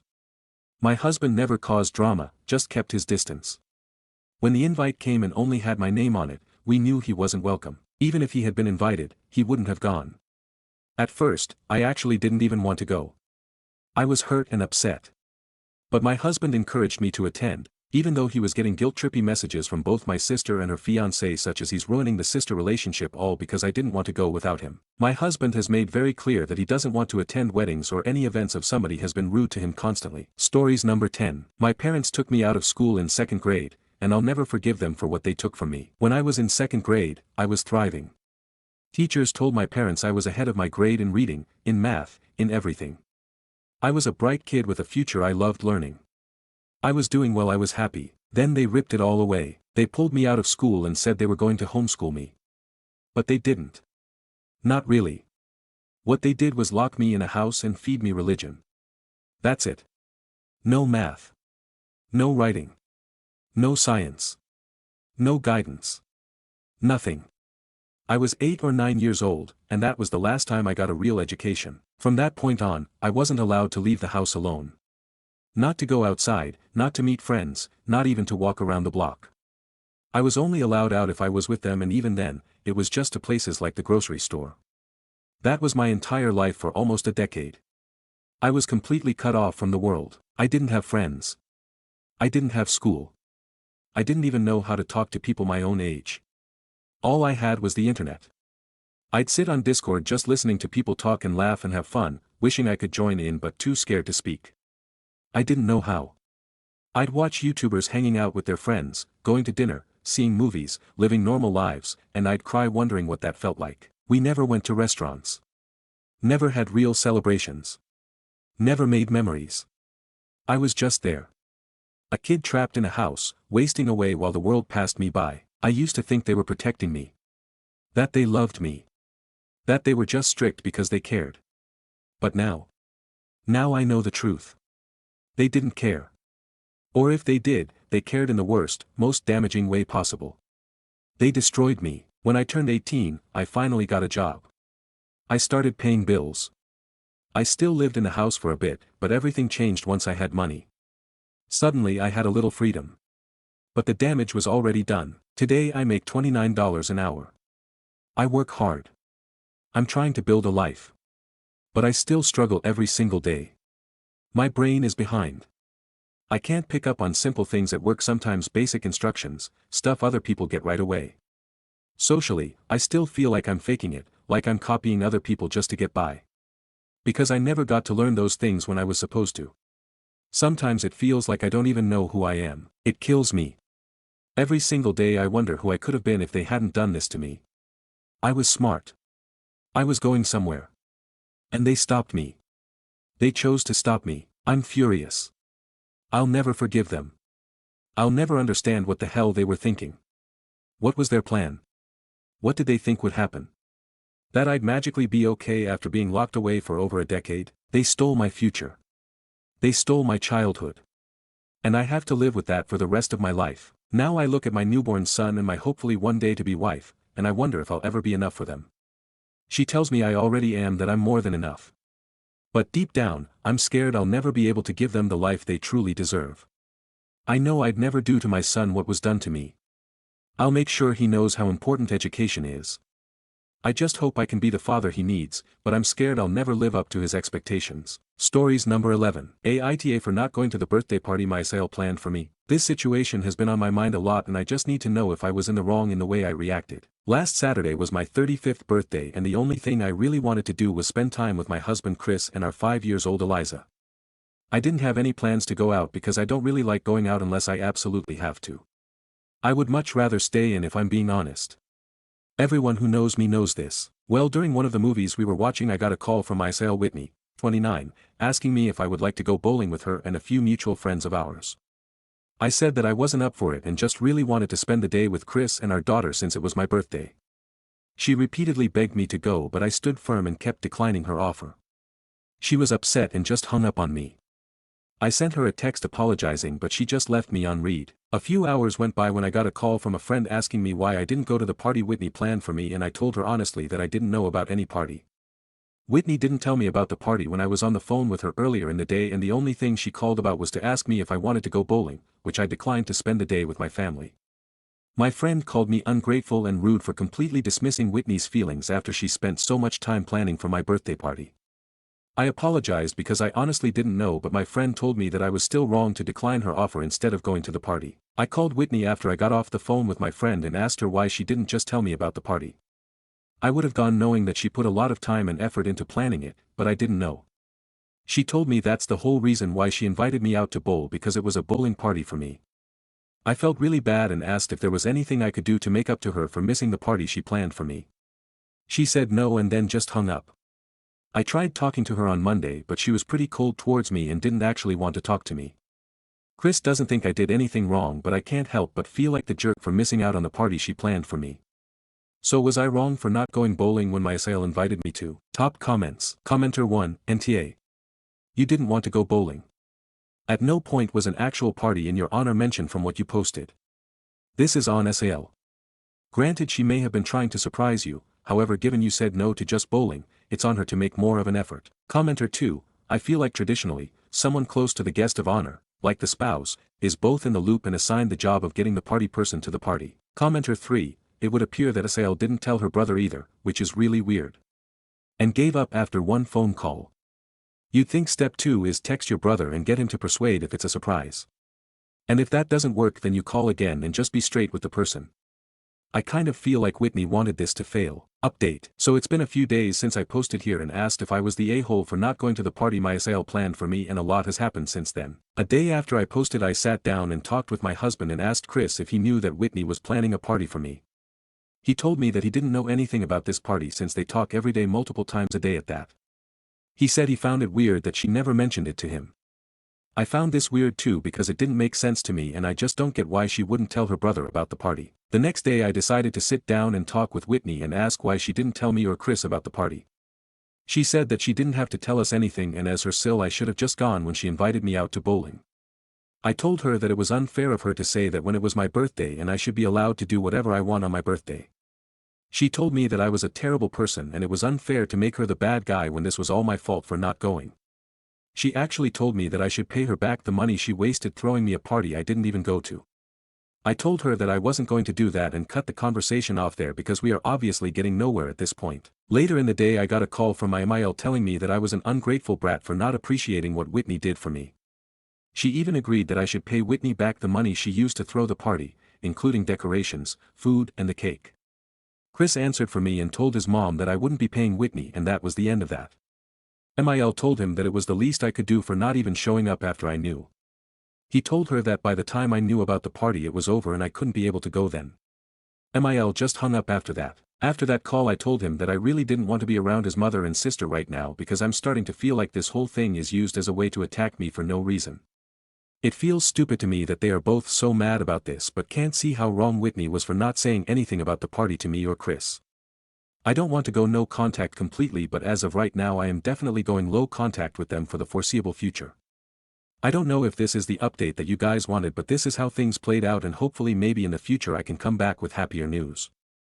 But for now this is where we stand and I'm okay with that. Aita for not going to the birthday party Mysail planned. Top comments. Commenter 1, trust your instincts, that wasn't a party for you, and now they money grab? GTFO with that. Commenter 2, it's a setup for sure.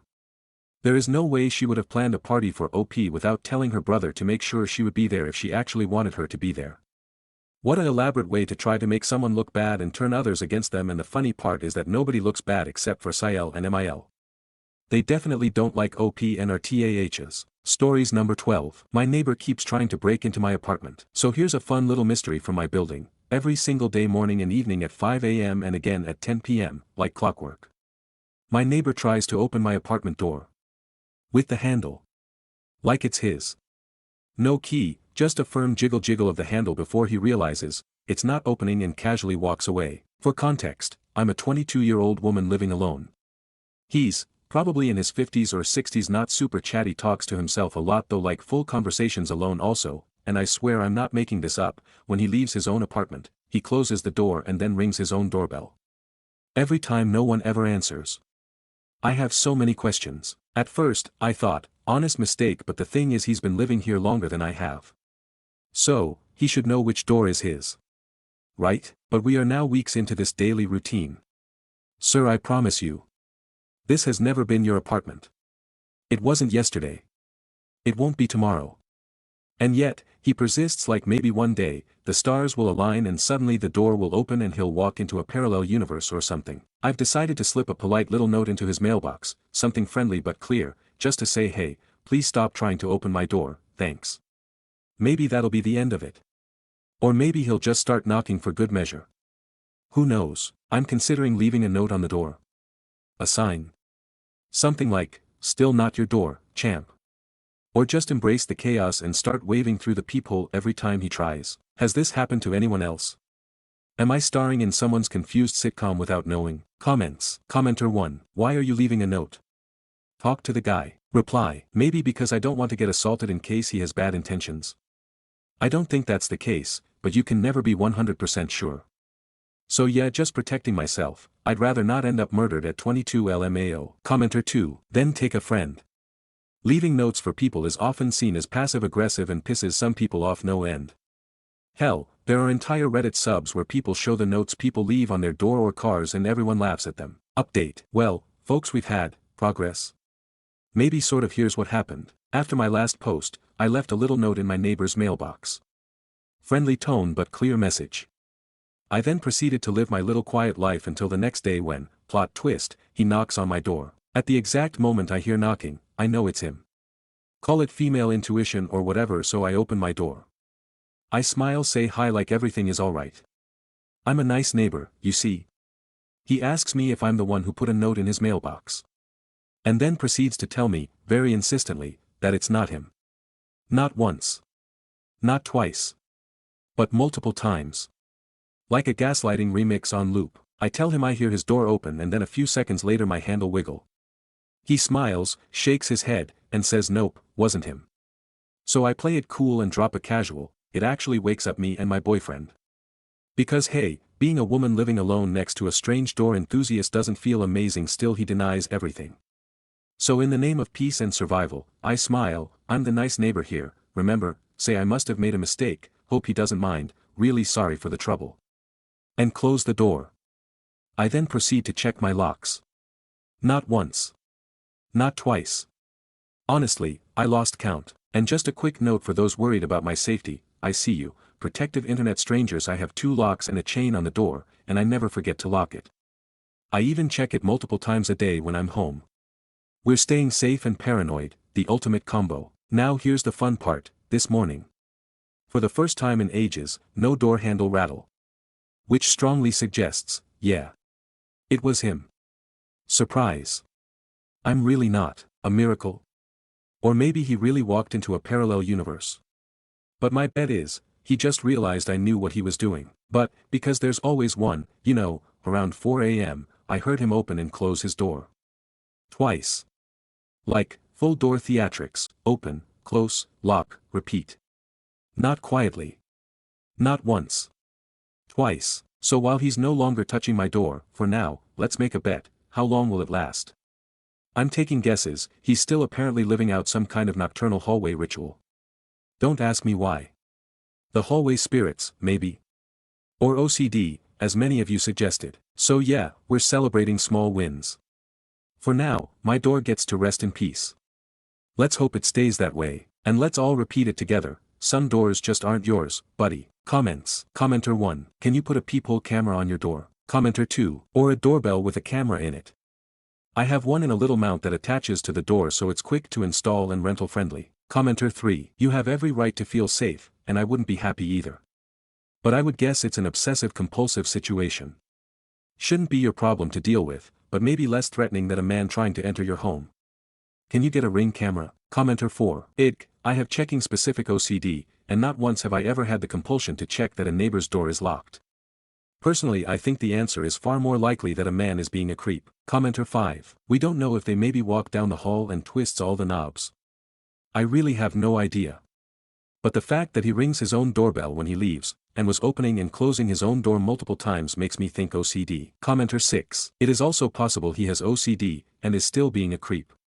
The fact he vehemently denied it when confronted by OP and then all of a sudden the compulsion stopped to me points to creep.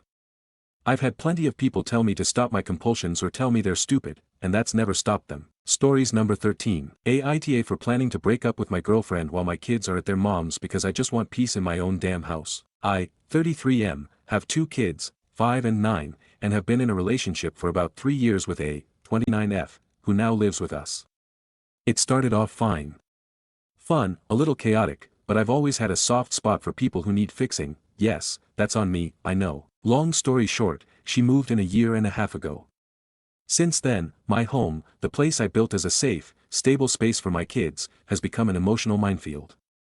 My girlfriend has regular episodes where small things, like my kid not saying hi fast enough, trigger huge guilt trips, shutdowns, or silent treatments. Every week feels like I'm defusing a bomb. When she's not spiraling, she's complaining. About work, her weight, her family, my kid's mom, the weather, my face, I don't even know anymore. And when I try to set boundaries or just ask for space, I'm hit with "I'm not respected here, you never consider my feelings," or the classic "after everything I do for this family." Here's the kicker, she's not the kid's mom. Their actual mom, my ex, lives about an hour away and we co-parent. I do 95% of the parenting, financially support the house, and keep the emotional landscape steady so the kids have some sense of normalcy. Meanwhile, my girlfriend contributes about 20% of the rent, zero emotional regulation, and a constant cloud of resentment if things aren't about her. I'm emotionally tapped out. I've already envisioned paying her to leave, literally offering her a few $1,000s just to move out peacefully when the kids are with their mom. I don't hate her. I just want to go to bed without bracing for impact. I want my kids to live in a house that doesn't silently revolve around managing someone else's mood. Am I overreacting for planning a quiet, structured breakup during summer break so I can finally feel like myself again? Stories number 14. My sister is pissed off that I stopped seeing our mom because she's being disgusting and creepy. I need to talk about this, but how to start this, other than to say, my dad is not an angel either, but when it comes to his kids he at least made an attempt to be there for us. My mother has a mental health diagnosis that she uses as an excuse for her behavior, but refused to seek any form of treatment. Growing up, my sister and I would either get home to a dead silent house, and our mother curled up in bed on the couch, too depressed to move, or deep cleaning the house to music so loud we could hear it from our bus stops. Sadly, the depressed moods were what we looked forward to, because she also became extremely verbally abusive, and at times even physically, though never to extremes. She would constantly accuse my father of cheating, refuse to even sleep in the same room as him, no idea if he was, wouldn't super surprise me, but also, and the one time he tried to send her to inpatient treatment, when she got out after 72 hours, she told him that if he ever did that again she would divorce him and a bunch of other threatening stuff.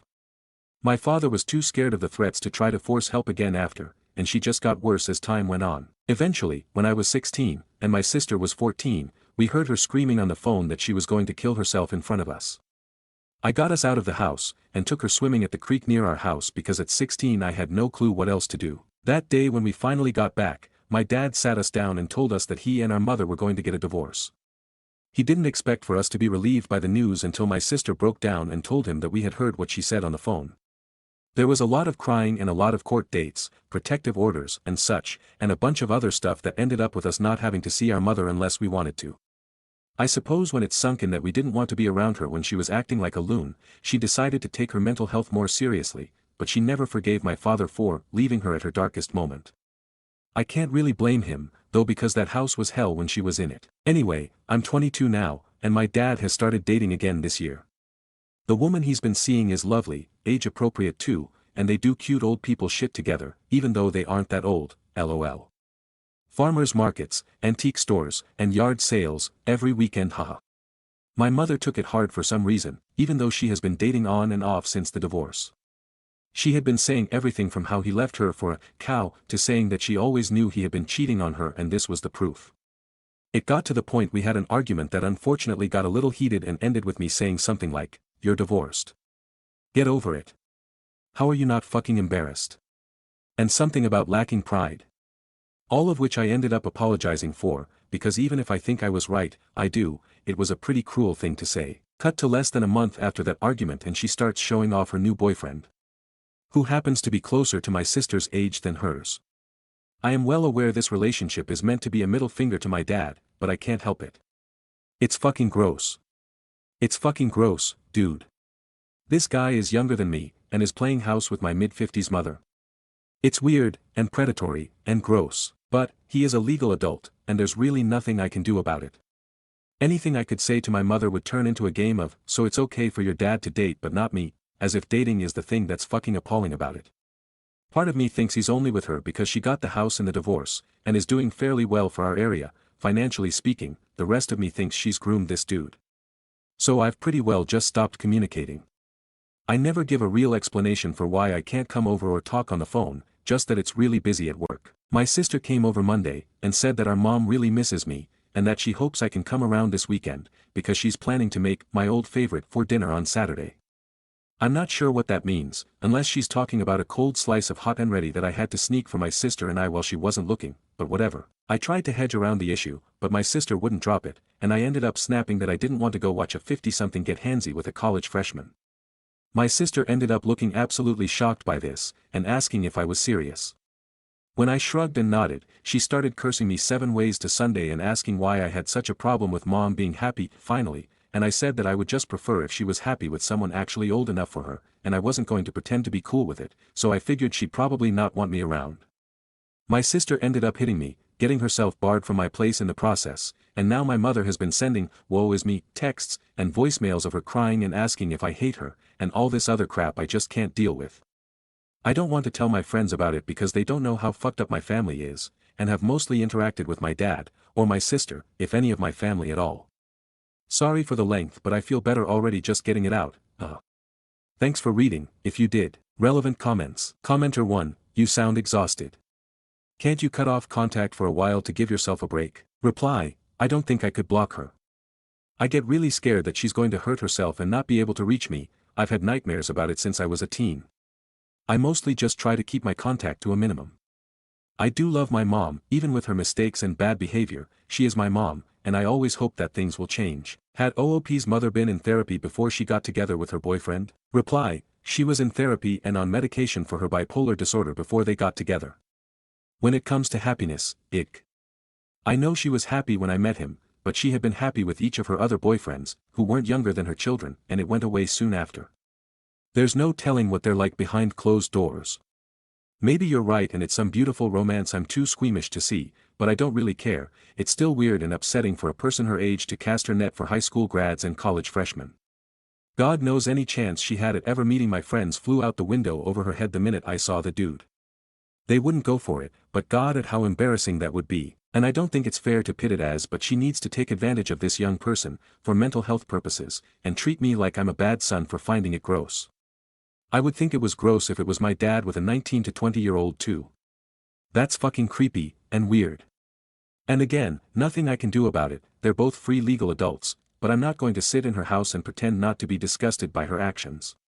I just can't. I guess I just have thought that it would be better for her mental health to think her son is busy until this phase is over, rather than he is actively disgusted by her. Not my fault my sister pressed then spilled the beans. Can OOP seek therapy for himself in order to deal with his mother's situation? Reply, therapy isn't really an option for me. I don't have health insurance, and can't really afford to pay out of pocket.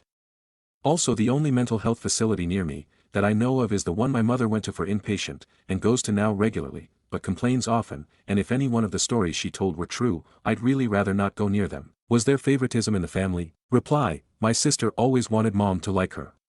Without getting into it too much, mom always favored me, not enough to mean I wasn't treated like garbage, but if I was garbage, my sister was shit on her shoe. I tried to help where I could, but honestly at that age I was so angry all the time I was busy picking fights with dudes 3 times my size. I think I can take I'm spoiler, I could not. Dad and I always got along because he was a high school football star, and I went into football young as well. So my sister told me when we were older that she felt like I took both of her parents. Dad and her argue a lot now that she's an adult, so I think she's been gravitating to our mother who she listens to, and has said things about how Dad ruined the family, though when we were young she was as on board as anyone else. I don't like the switch up, but bringing it up is a guaranteed screaming match, so I stopped. I on the other hand argue with our mother a lot, like what's mentioned in OP, and naturally gravitate to the one who doesn't give me high blood pressure every time I visit. Probably not fair to either of them, but it is what it is. Update. Hi. Just remembered this account because I was talking to my sister recently, and the big fight came up, and I remembered that a couple of people asked for an update if there was one, so I decided to give one. Someone on my last post said something that I just couldn't shake off, about bipolar disorder being hereditary, and I kept thinking about it and getting sick, going through my sister's behavior at the time and how she had changed. Without getting too into her business, my mother wasn't the only issue, the hitting wasn't the only issue, but at the time I just thought she was going through a I'm an adult, I can do whatever I want type of phase, which I admit, I went through. It wasn't until someone pointed it out that it kind of lined up in my head. I ended up talking my sister into seeing someone, just to get tested. I agreed to do it as well, because she had a whole I'm not crazy, you're crazy freak out on me. I looked into it, because another comment had mentioned pay scaling, and found an option in our price range at the time, though now I have insurance through my new job, so soon neither of us will have to worry about that as much. I triple-checked I could put her on my insurance. I got lucky since she's still in college. Anyway, after talking to our respective therapists psychologists, it seems that she has bipolar 1, like our mother, whereas I have PTSD, surrounding my mother, and her care. She jokes that I got off lucky because she has to take big ol' horse pills and I get a free pass to smoke weed. My mom stopped seeing the little boy only a few weeks after the post. I knew it was a phase. From what my sister says, she's been dating another man now, but hasn't changed the way she acts. I think my sister is close to cutting off contact with her, too, which, despite how cruel it sounds, I am hopeful for. For me, cutting contact came after my therapist said that what I saw as normal arguments between us was me becoming triggered. Feels weird to use that word. I've never been the kind of asshole to hate trigger warnings, but to think they apply to me is weird, because she was always reminding me of the worst times of my life. I thought about that a lot and decided I agreed. Fighting with her about it would get me nowhere, so I just told her I didn't want to see her for a while, and blocked her. She didn't take it that good, but she calmed down after the first couple weeks. On a much happier note. My dad is getting married to his girlfriend, which I am so excited for. She's such a lovely lady, and they share so many passions. Their antique glass collection belongs in a museum, and I've never seen two people more happy. Relevant comments. Commenter 1. I'm honestly glad to hear a happy update from you OP. Sounds like everyone you care about in your life is moving forward, as well as you. And I'm wishing you guys the best. Keep taking care of yourself. Reply. Thank you. I have to admit, I have been doing so much better since I decided to follow the advice from the last one, and really wanted to thank the people who gave it. More specifically, the people who made me consider my sister's mental health might be affecting her decisions. I didn't even consider that before then, and I am so lucky someone else did. Commenter 2, congratulations to your dad and future stepmother, OP. I'm also glad you and your sister have some answers medically bow. I hope your relationship has improved as well. Either way, I'm glad things seem to be going better for you. Reply, we're doing a lot better. She's off doing school stuff more often than not, but that's nothing to complain about. We hang out when we can, and we don't fight anymore, mostly. LOL. I mean, she is still my sister, LOL. Commenter 3, OP, you're a great sibling, as well as a great child to both of your parents, although your mother's illness clouds her ability to recognize how protective you were of her. So happy you sought testing and therapy for yourself and sis, especially sis. Untreated, bipolar symptoms can certainly exacerbate, and conditions worsen. You likely have sis in a much better place now. Best wishes. Please keep us apprised. Reply, she is. She's been doing so well in school, though that's nothing new. Growing up, she would help me with my homework, despite being 2 years below me. She's an honest-to-God genius, and it was weird seeing her not care about that for a while, but I really just thought it was a phase. I am so eternally grateful for the people who told me it might not be. I can't imagine where my sister would have ended up if she waited as long as our mother did to get help. Stories number 15. Aita for not allowing my siblings and siblings' little kids to dictate what goes in the house I got for me and sick parent. I'm a single income no kids, whose parent is very sick. I've taken them in to live with me. No one else offered, which is fine because I'm happy to have them, and what do I care what anyone else does anyway. This has made my house where the family congregates. As it's a new place I got for my parent and I to share, I am looking to furnish it now and getting a lot of pushback that X, Y, and Z aren't kid-friendly. It's my damn house. Watch your kids when you're here or don't bring them. Why do I need to bubble wrap everything or not display certain things, or in a case that blows my mind not buy nice couches because you're certain your kids will destroy them? I want my couches. I don't want some ragtag-ass couches simply because they are suitable fodder for children to destroy freely. My siblings say if I don't cater to them I'm not being considerate and that they just can't visit our sick parent. I tell them they can watch their kids while here or arrange for their SO to do so here or at their place, but that until they pay these bills I should be the one deciding how it's furnished. Please tell me I'm not the asshole because I feel like I'm taking crazy pills. Stories number 16. Aita for not putting away my copy of The Handmaid's Tale. My 20, uncle and cousin, 14, are currently staying with us since their house is going through some repairs. Cousin sleeps in my room. Mom told me to put certain books away since they are inappropriate, so I put them in a small locked drawer. I didn't put The Handmaid's Tale and some of my other dystopian novels there, though. Barely any space left, so I had to pick which ones to lock up. The way I figured it, she probably wouldn't be interested in them, and the book in question full of my distracting, barely legible to anyone else annotations. I studied it for a level English literature when I was 16 to 17 and my handwriting was atrocious back then, but she did end up getting interested in it. I came home one day to find out that she had been reading it and my uncle had found out and was telling her she is too young. Then he turned to me and berated me, saying it was careless to leave something she is too young for out on the shelf. Stories number 17. I gave up my career to be a stay-at-home dad and my wife doesn't respect me. She wasn't happy about me giving up my job. I worked as an occupational therapist. We did daycare for a little bit, but we had a very bad experience after dealing with 2 different daycares. We both knew one of us had to stay home. My wife made more money than me, so I stayed behind to be a stay-at-home dad. Financially, it makes sense too. We're saving a lot of money from me staying at home to take care of our children. We're doing this until our kids are school-aged. We have a 3-year-old and 1.5-year-old. Disclose, random burner account to stay anonymous. I'm not asking for advice. I just need to rant. It's really hard being a stay-at-home parent and having a partner that is so negative. My wife is resentful because I'm a stay-at-home dad and she didn't get to be a stay-at-home mom. She said I took that from her. She said that in marriage counseling. You took that from me. Those words stay in my head. It makes me feel like I robbed her from an experience she always dreamed of having. She said she's embarrassed to tell people that I'm a stay-at-home dad and she works. So she lied to her coworkers and said I work from home. I guess she's lying about my career too, since you can't exactly do what I do from home. Why would you be embarrassed? Because you're a man and you're a stay-at-home mom. Wow, okay, ouch. She said it's sad that I'm a man and I've changed more diapers than her. That's her job. It's sad that I've done more feedings than her. She's convinced our children prefer me more because I spend more time with them.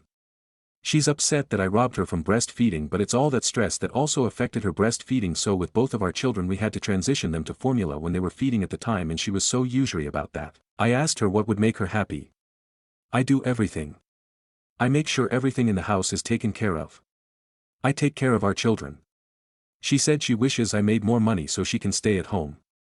That won't be possible ever unless if she decides to take a lower paying job on purpose, but that's stupid, especially in this economy. She knows she's being unreasonable, she really does know it sounds ridiculous.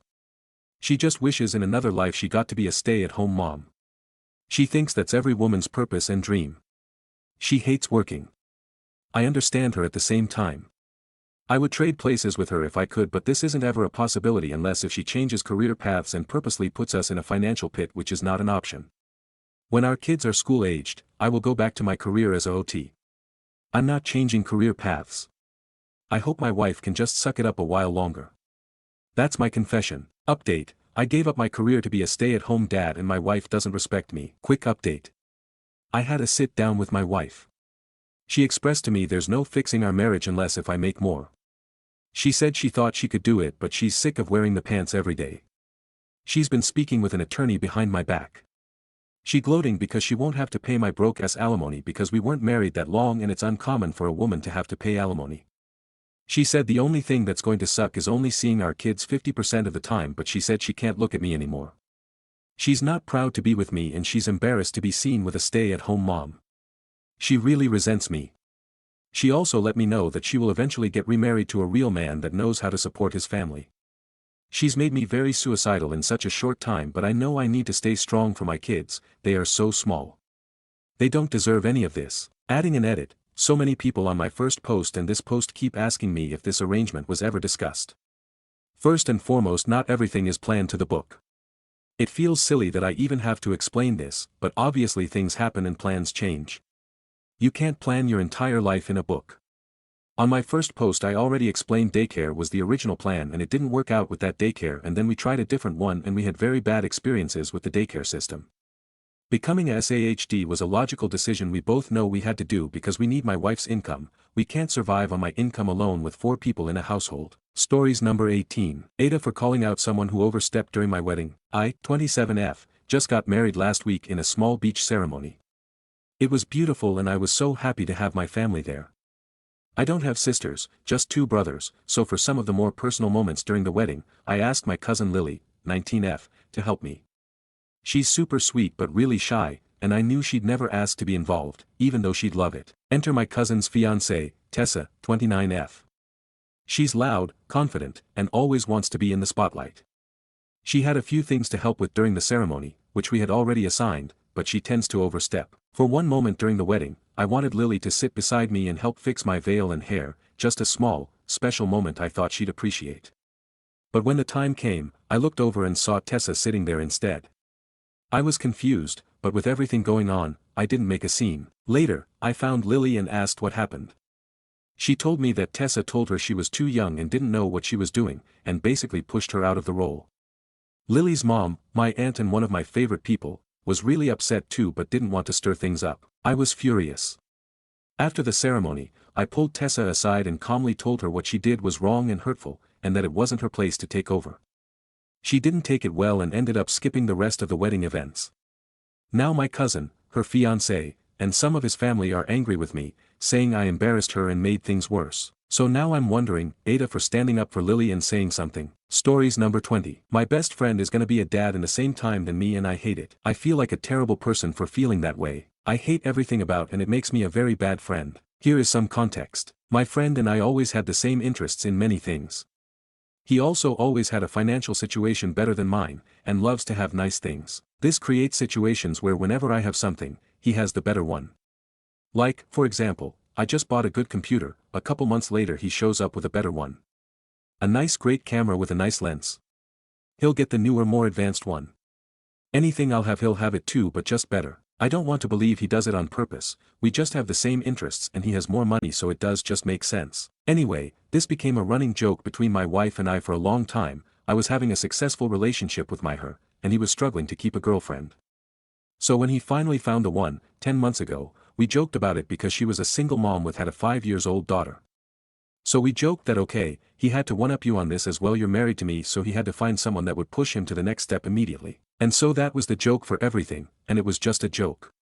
When we decided to try for a baby, we joked about it too. You'll see that when I'll be pregnant he'll show up with twins. Well, you read the title. When I knew I was going to be a dad, I was very excited and I told him the news. I was feeling great about it, I was thinking this would be an amazing moment. Him and his girlfriend asked question, she gave us advices, they were great. And at some point, well, he or she is going to have a friend, I guess. And now I hate myself for the following, I was crushed inside. It was no longer a special announcement, it became another thing we'd have in common. I stayed polite and played along, but I was not happy at all about it. They didn't plan to do it. They didn't do it just because we wanted one. It just happened, and yet I have this feeling that it's exactly what happened. He went in his 30s with no stable relationship, met someone just to move in with her kid 3 months later, then have a kid with her not even a year into their relationship. I hate every single word that I wrote in this post. Since he announced the news to me, I don't want to speak about it at all with him, I barely want to talk to him, and I'm just focusing on my wife and my future kid. I put all my energy into her. Just I don't have anyone to share my joy with now, and it's my fault. Now, he comes up to me telling me everything he plans, the shopping he's gonna do for the baby, the doctor's appointments, and I don't want to tell what I'm doing or what we're planning because that's gonna be something he'll compare and comment about. Just yesterday he told me that it looked like I didn't care about the first ultrasound appointment just because I said that I cared more about knowing that the baby is okay than seeing the pictures, because I don't think I'll be able to understand what I'll be seeing anyway. I took it very wrong and blocked him. Edit. I'll put this edit in the beginning so that I'm sure you'll read it. Reading through the comments here really helped me to get back to reality. I'm going to have a kid FFS. One of the best advice I've read here was that I do not have a do-over on this one. This is my one and only time that I'm going to have a first kid and I'm totally ruining my experience with those thoughts. I'll speak to my therapist for sure, but you guys have already helped me a lot. Thanks. Relevant comments. Commenter 1, you and your wife need to stop this jokes even between yourselves because this low-key just sounds as jealousy masked as jokes. I get that you guys have the feeling he is copying, but you said it yourself, after a long struggle he found a relationship with a woman that had a 5-year-old. If he were copying, I doubt he would even go for a single mom. You guys are just projecting everything he does onto yourself. Reply, to be fair, I started the jokes because I'm the jealous one. My wife just innocently plays along not thinking much about it. Commenter 2, 100% so true. Yeah, OP sound like you're jealous of your friend. The jokes don't help. Have you guys ever talked about the issue? The whole thing sounds like a jealous thing and I get it, you can feel that. But come on, your friend deserves to be happy too. Focus on your path and don't put attention what your friend does. Delete social media if that helps. This seems like a toxic friendship ready to boil over. Reply, I blocked him already. Not because he's been bad but because I feel that I'm not good. Edit, this was a mistake, I unblocked him. Commenter 3, hey man, you're in the wrong, respectfully it's okay. Recognize it and work on it. Who gives a shit what your friend has, man? You have a wife and future kid. I don't think you'll find any sympathy on here or anything. Reply, I came here sharing my story to have strangers slap me back to reality. I'm not looking for validation but for ways to focus on what's important instead of destroying my joy with jealousy. It sounds like an OOP problem, not his friend's problem. Reply, yes, I'm very aware that I'm the problem here. I hope that I do not sound like I'm blaming him in my original post. I came here to get some sense slapped into me because I hate how I behave. Update. Yesterday I made a post about how I was feeling like a terrible person for not being happy for my friend having a kid in the same time than me. The TLDR of this post is that I always had the, probably false, impression that he was trying to one-up me on everything, and even though I knew this was probably not the case here, something inside me screamed that this was the final straw. Commenters helped me a lot to bring me back to reality. Judgments were made about me, some were wrong but most of them were true. I already planned to take an appointment with my therapist before posting, but I took it right after. In the meantime, I couldn't speak to my friend about it because I feel too ashamed of my behavior and maybe some things are better left unsaid. However, I did apologize to him for my recent behavior. Other events had occurred that made me cold towards him, and I explained myself. He appreciated a lot my apologies, me acknowledging that I wasn't a good friend. I spoke to my wife about it, and she was very supportive. I told her basically what you guys told me, that I was going to have a kid, that I didn't have a do-over on this one, and that I didn't want to completely miss the moment just because my mind was not in a good place. I told her that I booked an appointment to the therapist in order to refocus on our kid, and she appreciated this. Even though she wasn't as brutal as you, she agreed with all of your advices. She didn't see the post, I just told her the lessons I learned from it. Also, yesterday something very important happened. The first ultrasound appointment. This was incredible. Beforehand, I was not especially excited about it because I had a misconception of what it would be. I thought I was just going to see a few still pictures of the embryo that I wouldn't be able to understand because I thought it'd be 3 blurry pixels in front of a noisy background. However, this was much more than this. This was a live video of those 3 blurry pixels, where the doctor could explore in 3 all dimensions. I saw it alive, I saw his heart beating, we measured it, and we heard his heart. What can I say? Nothing else matters now. I don't care about my friend's actions. My baby is in good shape, my wife is healthy, and that's all that matters. He's the only thing in my mind now, after the echography. I'll still go to my therapist, but the heartbeat I saw and heard yesterday already accomplished so many things. Thanks for you, honestly, thanks for those many quotes that I'll remember. Sometimes we are not the good person in the room, but we can try to be better. Top comments. Commenter 1, enjoy being a dad. Focus on what matters. Commenter 2, I'm glad hearing the heartbeat and seeing the ultrasound helped make it real for you.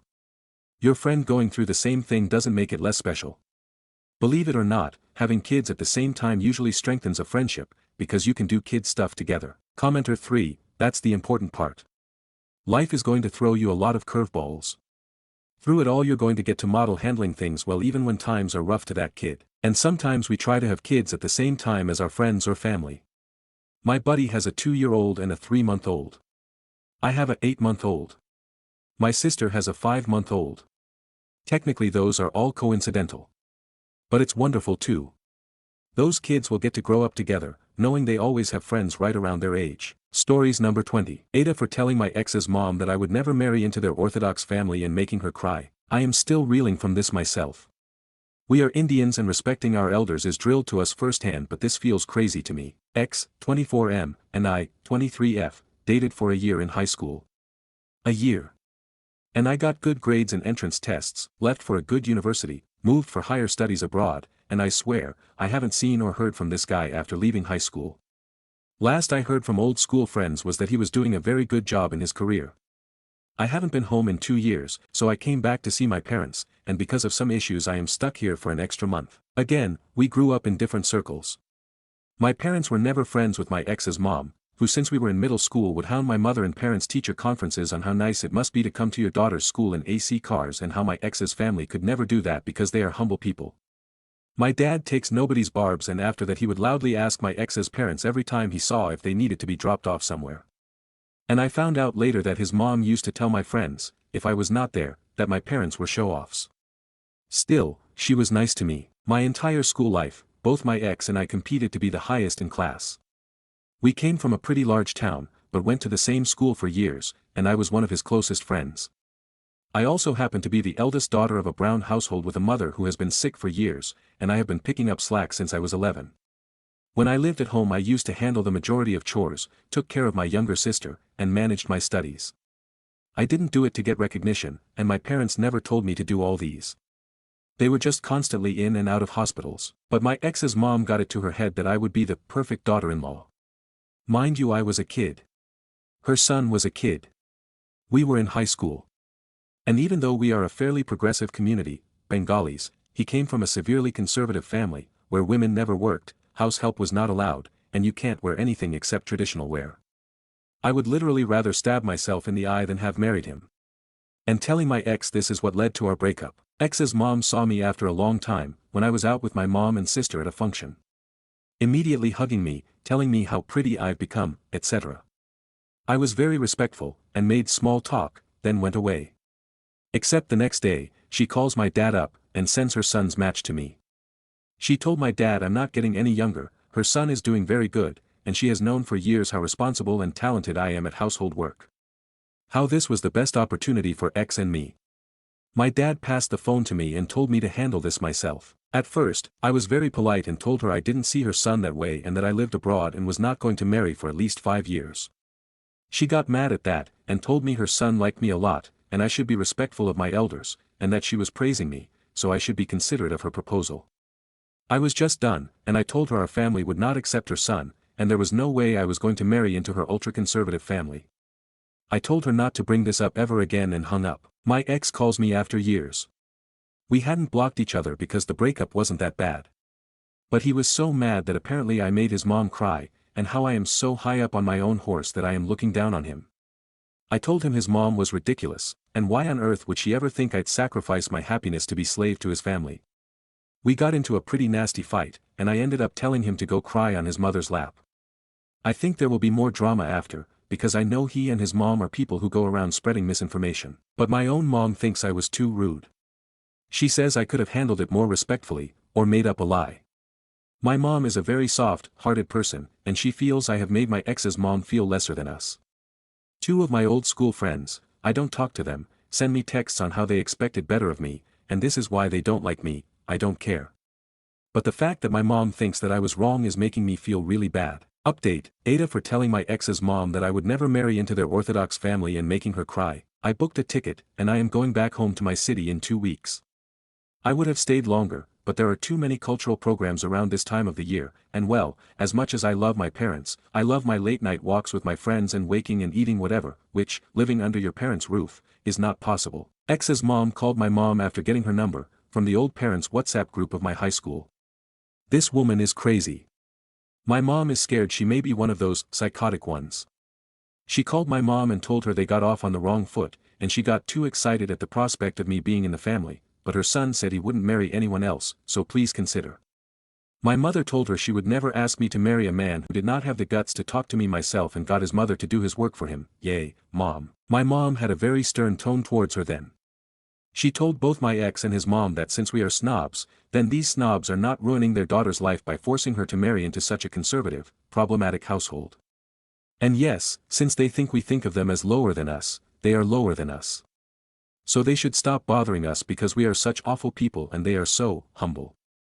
I knew letting my ex piss of my mom was the right move because she is actually terrifying when mad. My sister and I were laughing when Ma was on call, so I didn't hear the last part. But she told me she handled it, and I should focus on my work on not let such idiots bug me again. Turns out it was my ex's idea, as I suspected, and he made his mom harass me to agree to be with him again. I still don't understand why, because my ex had made it very clear how much he hates me and everything I stand for. He said my independence would make me a horrible wife, I am selfish and can't love anyone, etc. Every time I replied, I can love, you are just not worth it, he would yell at me. Our breakup all those years ago, looking back, seems pretty funny to me. I had a trusted mutual friend deliver a sober message to my ex that I did not like him. I stopped liking him at 17 and have always considered him an annoyance at best. There was no way anything was happening. And he should apologize to his mom for embarrassing her. From what I heard back, he was told our friend he understood, and wouldn't bother me again. So there is that. As much as I like drama, I am thinking of skipping it for the next couple of visits to me parents, so I think I'll ask them to come stay with me instead. Stories number 21. Aita for refusing to pay my cat sitter. I, 29F, have an 11-year-old calico named Daisy. A year ago, I moved a few hours further from home for work, which came with the issue of needing to find a new sitter.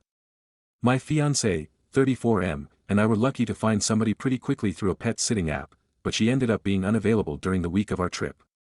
This came up over dinner at my sister's house, and her daughter my niece suggested her cousin, Bil's family, Ava, 18F, saying she's been looking for some side jobs to make money before she goes off to college this fall. I contacted Ava and she accepted the job. I invited Ava over a couple days early so she could meet Daisy and get acquainted with the space. The most important detail here is that I emphasized our main rule to not let Daisy out unleashed and unsupervised. I showed Ava the harness and leash I used to take Daisy on walks, explained the risks of letting her out unsupervised, and she seemed to understand. Fiancé and I left on our trip a couple days later thinking all was well. We finally got back yesterday, after a genuinely lovely week, and met Ava as she was finishing up with her last drop-in. During our reunion, I found scratches on Daisy. I asked Ava if she had any idea what happened. At first Ava's story was that she didn't know, and then she admitted it might have happened when they went on a walk. I went to find the harness to see if there was any damage to it, but it was in the exact spot I left it in, along with the leash.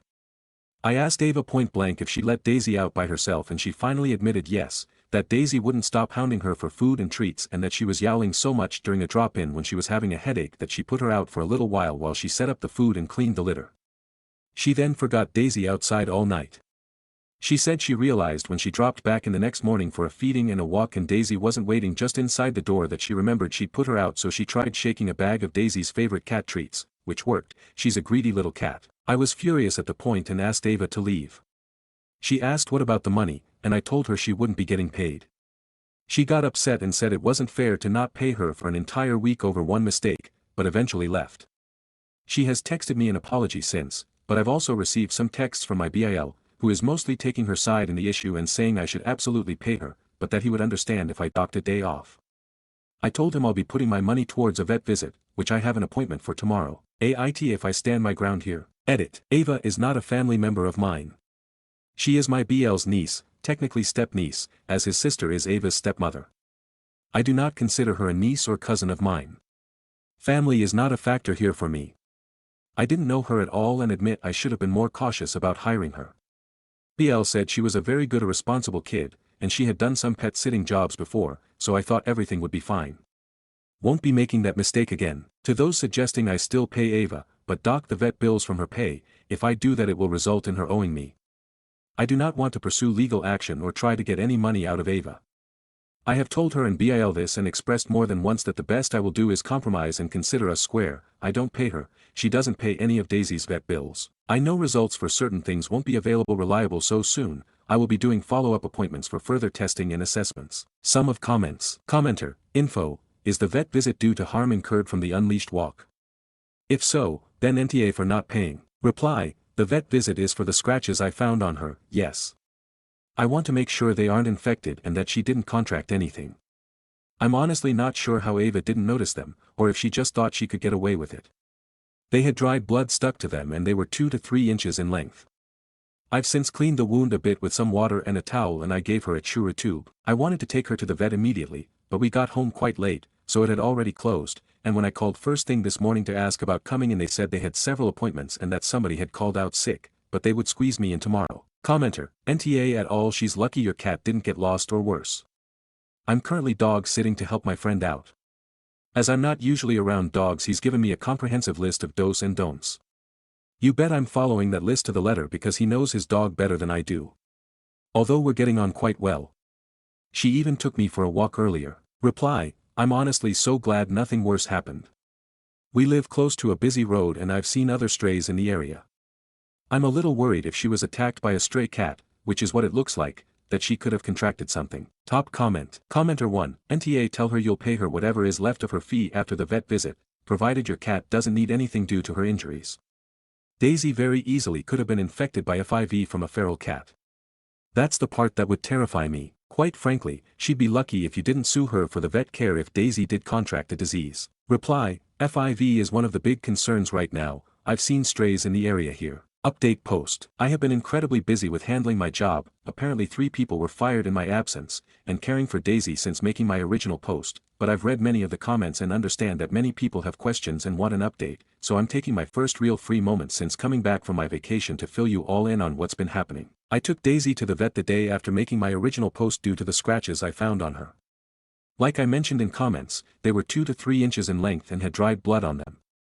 The vet's opinion was that they were decently deep and likely infected, which was later confirmed and Daisy was prescribed meds to deal with that.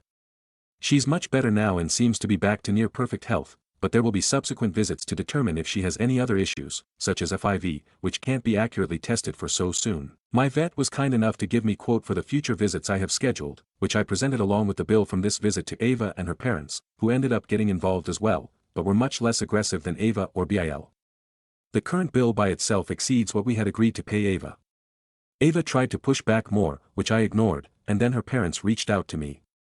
The 4 of us, me, Ava, her mom and her dad, met up, and Ava's parents immediately brought up small claims court and asked that I please not drag them and their daughter through the system over a vet bill. Just to be clear, I never threatened to do so. The only time court came up was when Bale brought it up to me, and I'm assuming Ava as well, and I insisted that I didn't want to make this a legal matter.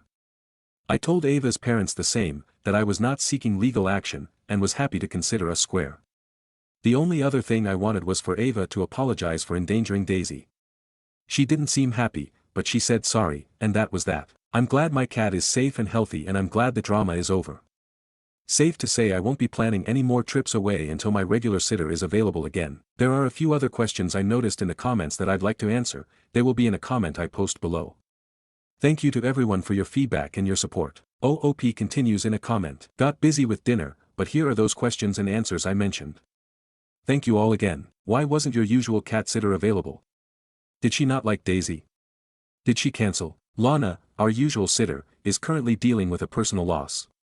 She let us know about it when we reached out, and that she would not be available for a few months as she got her affairs in order and traveled to attend the funeral. She loves Daisy and has told us many times she enjoys caring for her. She even crocheted Daisy a Santa hat for Christmas and we took photos of her in it for Christmas cards. 2. Is Daisy poorly trained, very loud, very needy, a nuisance?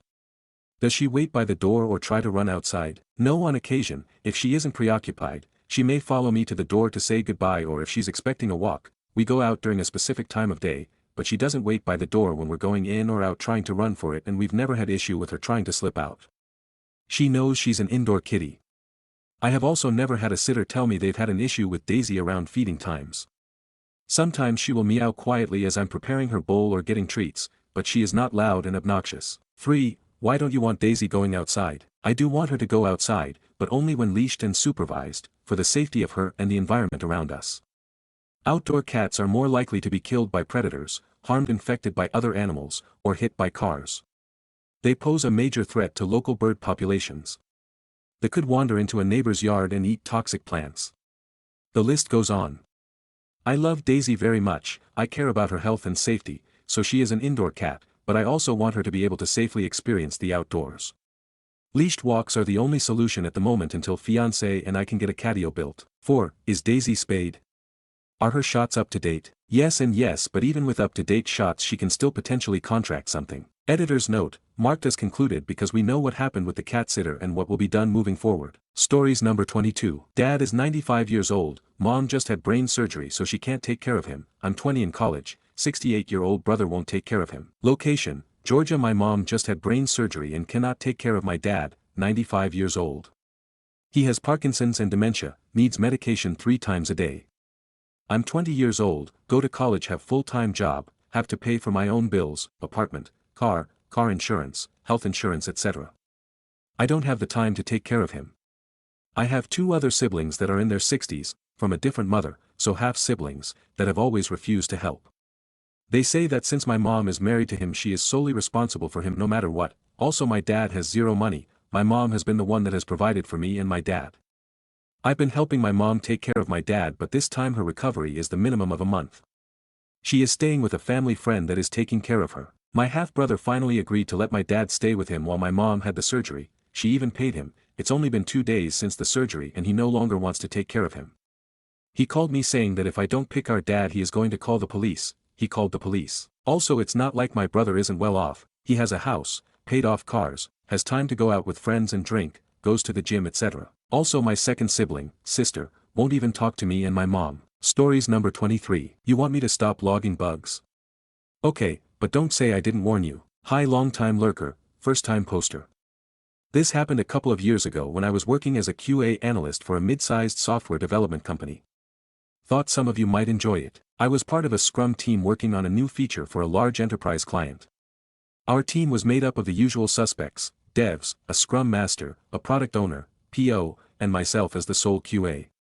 Now, I'm a pretty thorough tester.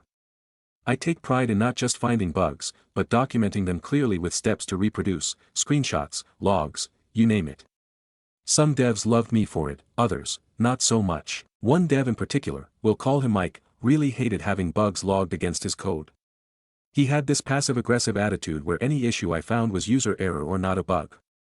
The guy had a serious ego problem and believed his code was flawless. We were getting close to a deadline, and I was logging a lot of issues, nothing catastrophic, but enough to warrant attention. Some were cosmetic, others were functional, but all were valid. Mike didn't like that I was slowing things down. During a sprint planning meeting, Mike went on a mini rant about how QA was bogging the team down with unnecessary bugs and how we shouldn't waste time logging minor issues that don't block functionality. Surprisingly, the PO, who was also feeling the deadline pressure, sided with him. The decision was made, from now on, only log critical blocker issues. Everything else can be reported informally or ignored. I clarified, so you want me to stop logging non-blocking bugs? Even if they're reproducible? PO, exactly. Let's focus on shipping. You got it, boss. For the next 2 sprints, I only logged blockers, like, the app crashes or data corruption level stuff. Everything else? I kept to myself, no documentation, no Jira tickets, nada. The release went live and all hell broke loose. Users were finding buttons overlapping on mobile, broken tooltips, form validation failures, inconsistent date formats, slow load times on certain views. None of it was technically blocking, but it made the experience feel amateurish. Cue a very uncomfortable post-mortem with the client. The PO asked why none of these issues were found during QA. I just smiled and said, they were found, but per your instruction, I didn't log them. Silence. Mike tried to chime in, but the damage was done. Upper management got wind of the fiasco and mandated that all issues, regardless of severity, must be logged going forward. Mike was moved to a different team shortly after, not just because of this, but it didn't help, and I got an apology and a thank you from the PO. TLDR, told to stop logging non-critical bugs because they were slowing down development. Complied. Product shipped with a bunch of non-critical bugs that pissed off the client. Suddenly, logging all bugs became important again. Stories number 24. AIO for breaking up with my BF over this. My BF of 3 years and I were on holiday last week and we went out to a bar for some drinks very close to where we were staying. We ended up arguing and I got quite upset and told him I was going home to bed because I didn't want to cry in front of the whole bar. I left him sitting alone with his drink and headed out. Before I had even left the car park he came running up behind me and grabbed my arm really hard shouting where do I think I'm going and that I'm too drunk to get home alone.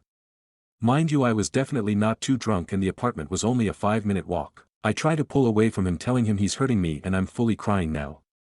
He continues to shout and berate me for walking off like that. He pulls me in the direction of the apartment but not before a car pulls over and the guy shouts at him to get off me and ask if I'm okay. He shouted back at the guy that it was none of his business and he should keep driving. We walked the rest of the way in silence. When we got home he tried talking to me and I locked him out of the bedroom. The next days he was mostly apologetic but I just stayed very cold, barely talking to him, just trying to get through the holiday. We've since traveled back home and we don't live together so I've had minimal communication with him. I feel broken and numb and don't know what to do with myself since. AIO for breaking up with him over this. Stories number 25. AITA for arranging potluck for my sister's apology dinner. I remembered about this after reading about another poster's apology dinner. So my mom decided to host an apology dinner for my older sister. As my mom was busy writing her apology and whatnot, she asked if I would take care of the food and beverages. I said sure, thinking it was just for my family of 4, but when my aunt and cousins heard, they also wanted to attend, so I decided to make it a potluck. Potluck is where all the adult guests bring a dish, and all the dishes are shared. Of course, I never asked my sister to bring any food because she was the guest of honor. Well, everyone came over and we are all excited to listen to the apology and eat. My sister was among the last to arrive, and she was offended that we were serving potluck for her special dinner. I explained that I had carefully planned what would be served. Sister's boyfriend is a vegetarian, so we had 2 meatless options. But my sister yelled at me that the apology meal should be prepared, or at least paid for, by the apologizer, my mom, in order to show proper atonement. We went forward with the apology dinner, but my sister called me the asshole for undermining the apology. AITA for arranging potluck for my sister's apology dinner. Relevant comments. Commenter 1. Info. What the actual fuck is an apology dinner? Reply. It where someone apologizes to another person in front of the whole family. Commenter 2. You took the time to explain a potluck, something I've known about since before I can remember, but just assumed everyone would know what an apology dinner is, despite most of us only hearing of it right here, right now. YTA for that, I don't care about anything else. Info. Where on earth do you live? Reply. From Northern Dobruja, but we live in the States. Editor's note. Northern Dobruja is in Romania near the Black Sea and Bulgaria. Commenter 3. I am really eager to know the answer to the question you posed, but I'm afraid none other than others from the same region who share the tradition could provide a proper answer. But based on what you've said, it's not you who would be at fault, but your mother for asking you in the first place.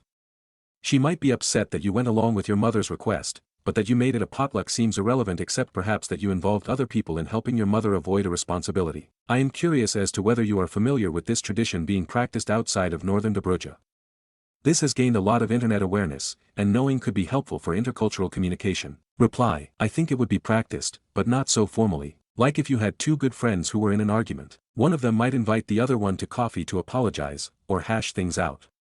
The initiator should pay. Maybe you would go to help mediate. Because the thing is that when most people apologize, they don't really mean it that much. So it's good to have a friend or family member there to make sure the apology is sincere, and the apologizer gets it. Otherwise, they would say something like, sorry you took it the wrong way. Commenter 4. But why would you do that in front of other people? I could not fathom this. I don't even like getting gifts because it makes me too much the center of attention. I would hate this if I was the one apologizing or the one being apologized to. Reply. To help mediate as needed. Celebrate the closure. And such. Commenter 5. An apology dinner just sounds absurd. But, aside from that, if the person apologizing is supposed to be responsible for the food, which if you're going to make a whole meal ordeal out of an apology only makes sense, then YTF is your sister mad at you? It's your mother's apology so it's her responsibility, not yours. You're just an innocent bystander whose mom pawned off the responsibility to. It sounds like both your mom and your sister owe you an apology dinner for this nonsense. Reply. I think it's like in American culture. Let's say a husband wants to apologize to his wife. So he gives her flowers. But then she finds out that his brother went to the florist. So she's mad that he didn't pick out the flowers himself. I also think there's something in American culture where you are not supposed to arrange your own birthday party. Commenter 6. That makes sense and is along the lines of what I was thinking and why it's your mom your sister should be mad at about the food, not you. Reply. It's mainly because there's one particular restaurant that we order from. If I had ordered from there, I would have used my mom's credit card to pay. But since I made it a potluck, then there wasn't any monetary cost. Commenter 7. But that still doesn't explain why she's mad at you and not your mother. In your flower example, you get mad at the husband, not the brother. In your apology dinner, your mother should have made the effort and didn't. So why isn't your sister angry at her? Why is she angry at you instead? Commenter 8. I'm guessing here, sister maybe thinks OP shouldn't have gotten involved. By doing so, and making it potluck instead of how it should have been with more effort or cost to mom, OP is taking mom's side. I don't agree, but I can see how one might view OP making it a potluck as undermining the event. Commenter 9. NTA. But I am curious on what your mom did that ended in an apology dinner. Reply. Tried to break up sister and her boyfriend for no good reason, his ethnicity. Commenter 10. Amazing, imagine thinking a potluck dinner will fix being a bigot. When I woke up, I got only like 10 replies, but it was reposted on an independent Twitter account dedicated to the sub. A couple media outlets started reaching out to me, so I posted an update noting that I was being interviewed, but the mods didn't believe that a post with only 150-ish upvotes was getting media attention, so they deleted the whole thing. But meanwhile, it trended all the way to #1 on Twitter. I started getting calls from some friends and relatives, because they recognized the region that my family is originally from, Bruja, in the comments. Now all the adult family members are taking credit for the apology dinner TM concept. I thought it was a regional thing, and that the term apology dinner was self-explanatory, but whatever. Anyway, my uncle says he was the first one to hold an apology meal. My mom says that it was more of a snack, tea and crackers, and she refined the concept of the dinner version and that I introduced apology dinner TM to the US and UK. My sister is taking all the credit because she says that her getting mad about the potluck aspect is what triggered my post in the first place. So yeah, well yesterday, because I was trying to bring everyone together, but I didn't realize that a little post could go viral and create more drama. People are mad again, but I don't care anymore. Stories number 26. Aita for planning on getting a sibling tattoo with just my full sister and telling dad it's none of his business. I, 19M, grew up in a blended family. Me and my sister, 17F, have the same mom and dad. After our parents divorced, dad remarried and blended us with his wife and her kids, 16, 15 and 13 are their current ages. Then my dad and his wife had kids together and I have two half-siblings, 11 and 9. My sisters and my mom died when we were 11 and 9 and we went from every other week at each house to living full-time with the blended family. This got brought up when dad found out me and my sister have a sibling tattoo design that we both want to get once she's 18. He found the draw-up of the design in my sister's room and he was annoyed because it's just me and my sister. He called me up and told me he knew about the tattoo and he didn't like that we were planning to get something like that. The reason he gave is we have more than one sibling and doing this is like saying it's us against them and drawing lines where there doesn't need to be any and should be none. He said there is no difference in our family and a sibling is a sibling. Then he lectured me on not feeling the same way. He knew this. We talked about it once when I was 14 and he lectured me on not being the same way with my steps and halves as I was with my sister. I told dad it was none of his business if we get the tattoo or not. And that we're waiting until my sister's old enough and he can't stop us getting it. Dad said he'd be incredibly disappointed in the two of us if we go ahead with it and create a divide in the family we made. He told me this whole thing's wrong and going ahead is mean-spirited and only meant to hurt 5 people who love us and look up to us. Then he told me he's still our dad and saying it's none of his business is untrue for the reason of he's still our dad and because he wants us to make better choices. My sister and I talked about it after and she had a similar talk with dad. She wants to go ahead with our plan and so do I. Dad went looking for the design again and found it.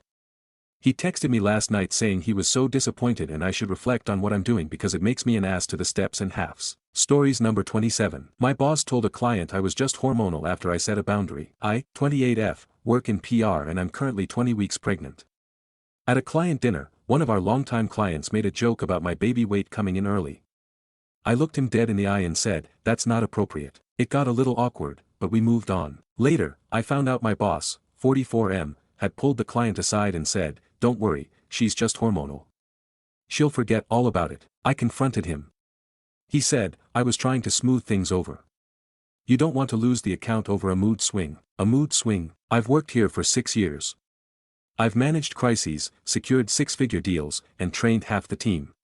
And I'm being reduced to a hormone joke because I wouldn't let someone call me fat? Hot take. Pregnancy doesn't make us irrational, it just makes us tired of men who can't handle being called out. Stories number 28. My husband, 38M, planned a month-long trip to Thailand, first half with me, 33F, second half alone to relax and smoke. I feel completely unwanted. I'm 33F, and my husband is 38M. We've been married for 10 years. We've been through so much together. We've built a life together. We've always traveled together, had fun, and made memories. Even when he smokes weed, which is illegal in our country, I never tried to stop him. I let him relax on our trips. I never complained. I always wanted him to feel free and safe with me, but now, he's planning a month-long trip to Thailand. At first, I thought it was our trip. Then he told me he only wants me to come for the first 2 weeks. After that, he wants me to fly back home while he stays the remaining 2 weeks, either alone or with a friend. To relax and smoke. This broke my heart. He says he's been working non-stop for a year, and this is the only month he has off. He just wants to relax, enjoy his time, and be alone. But the friend he wants to stay with is known for partying, smoking heavy, and messing around with girls. What hurt me the most wasn't just that he wants to stay longer, it's that he wants me to leave halfway through the trip so he can spend the rest with his friend. And if his friend can't make it, he still wants me to go home, because he wants to be alone. Like, what does that even mean? You'd rather be alone in Thailand than with your wife of 10 years. After everything we've been through, it made me feel so replaceable. Like I'm just there for the first part, and then I'm no longer needed. That I feel unwanted. Rejected. Like I'm no longer part of his life, his joy, or his world. I tried talking to him. I told him how much this hurts me, how it makes me feel pushed aside and unloved. But he says he did nothing wrong. That he's not doing anything bad. I love this man deeply, but I feel like I'm slowly losing him. What would you do if you were in my place? Stories number 29. Aita for not sharing life insurance money with dead husband's mom. This is really hard for me to talk about and go down memory lane, but here goes. I, 37F, received life insurance money after my husband outlived himself. It was a substantial amount of money. Backstory: before his death, we had a discussion of what we wanted to happen after our deaths. In hindsight, this should have set off a red flag. But if you were in the military, you know this kind of talk wasn't foreign. We have signed power of attorneys to each other before we deployed. We also have to update every year who we want our life insurance policy to go to. I'm still trying to make peace with everything, but I'm struggling more than usual lately. I came home after work one day and found our bedroom door locked with our dogs and they're crying. I kept knocking and he wouldn't answer the door. I broke open the door and went in and saw what I can't ever unseen. I still see it in my dreams most nights. He always seemed like the same happy person I met 13 years before, so I didn't see or notice any signs. After, everything was a blur for a while. Thankfully I've had some solid people there to help me. I lost 20 pounds in about a month from not eating. I wouldn't shower. I don't remember much around that time except everything hurt and I wanted to unalive myself too. I just kind of checked out. I know I'm everywhere with this story. I'm trying to keep my thoughts straight through this, but it's hard. I'm sorry. So when we talked about what we'd want to happen after we died, he said if he goes first, can I help take care of his family? I said absolutely, because I loved them and they made me feel like family. Especially his mom.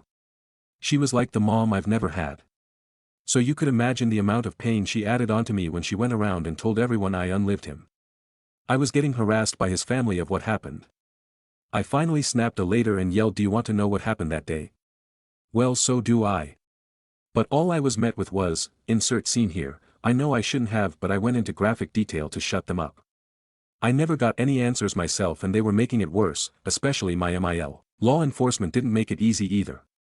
I got pulled in for questioning twice and I cooperated both times, but it didn't help that I had to keep giving so many of them a play-by-play of what I saw.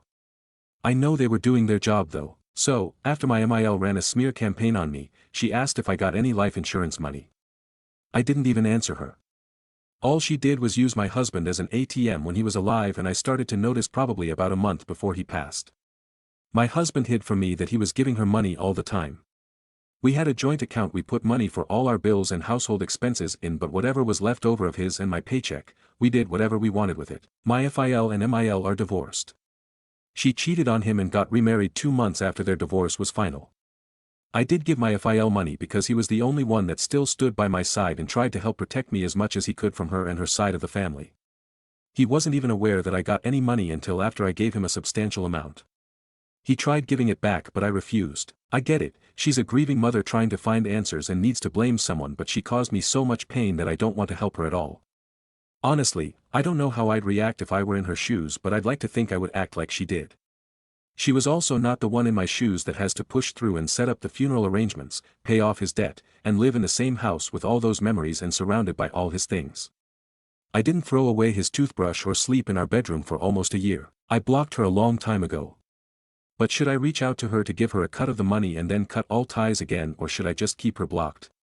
I'm afraid to open that wound again, but I want to know if I'm doing the right thing. So Aita, edit, thank you guys for responding.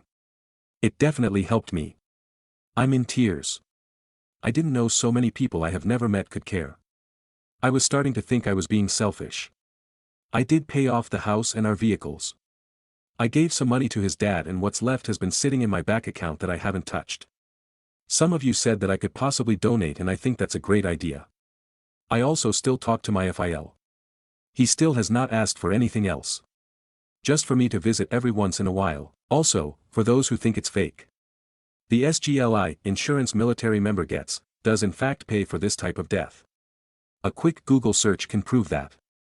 That being said, any service member reading this thinking, well, at least my family will get something when I'm gone, is not the right answer. I would gladly give that money back if I could save him. And I'm sure your loved ones will too. Please do not do this to your loved ones. This includes the brothers and sisters you made in the military. Don't hurt them. Please. Second edit, I forgot the cherry on top with my L. She tried to take my dogs, but the guy I worked with that was watching them told her to get bent. They are happy and healthy. And I spend a lot of my time outside with them. Last edit, I promise, I get people questioning if my post is real or not. Especially since I made an account. Which is understandable, but I watch the Aita on FB all the time, and I've been wanting to ask others this for a while and decided to this morning. I also caught myself getting defensive in comments and, my bad. LOL, I'm just real emotional nowadays. But I do appreciate the people that took this seriously and gave me their honest opinion. And for that, thank you guys. Stories number 30. My fiancé, 29M, tried to pay me 27F for physical intimacy. How, if at all, do we come back from this? So, for the last year and a half, my fiancé and I have been struggling with physical intimacy. Part of it is because of super busy schedules, and part of it is poor communication about our needs. The biggest part of it, however, is that there's been a lot of conflict, which makes me feel like we aren't emotionally close. He always tries to initiate by groping me, even when I've said I need slower initiation and a bit of romance, and the fact that he will treat me like a roommate all week and then try to wake me up for intimacy when he wants it, without even telling me I'm pretty. He's recently expressed that he needs more physical intimacy, and I agreed, offering suggestions on how we could build that connection. Later that week, I initiated, bought a new set of lingerie, the works. I clearly expressed what I was and was not comfortable with before we began, and he proceeded to ask me for the one thing I said was off the table that night, because we didn't have protection, at least 9 times.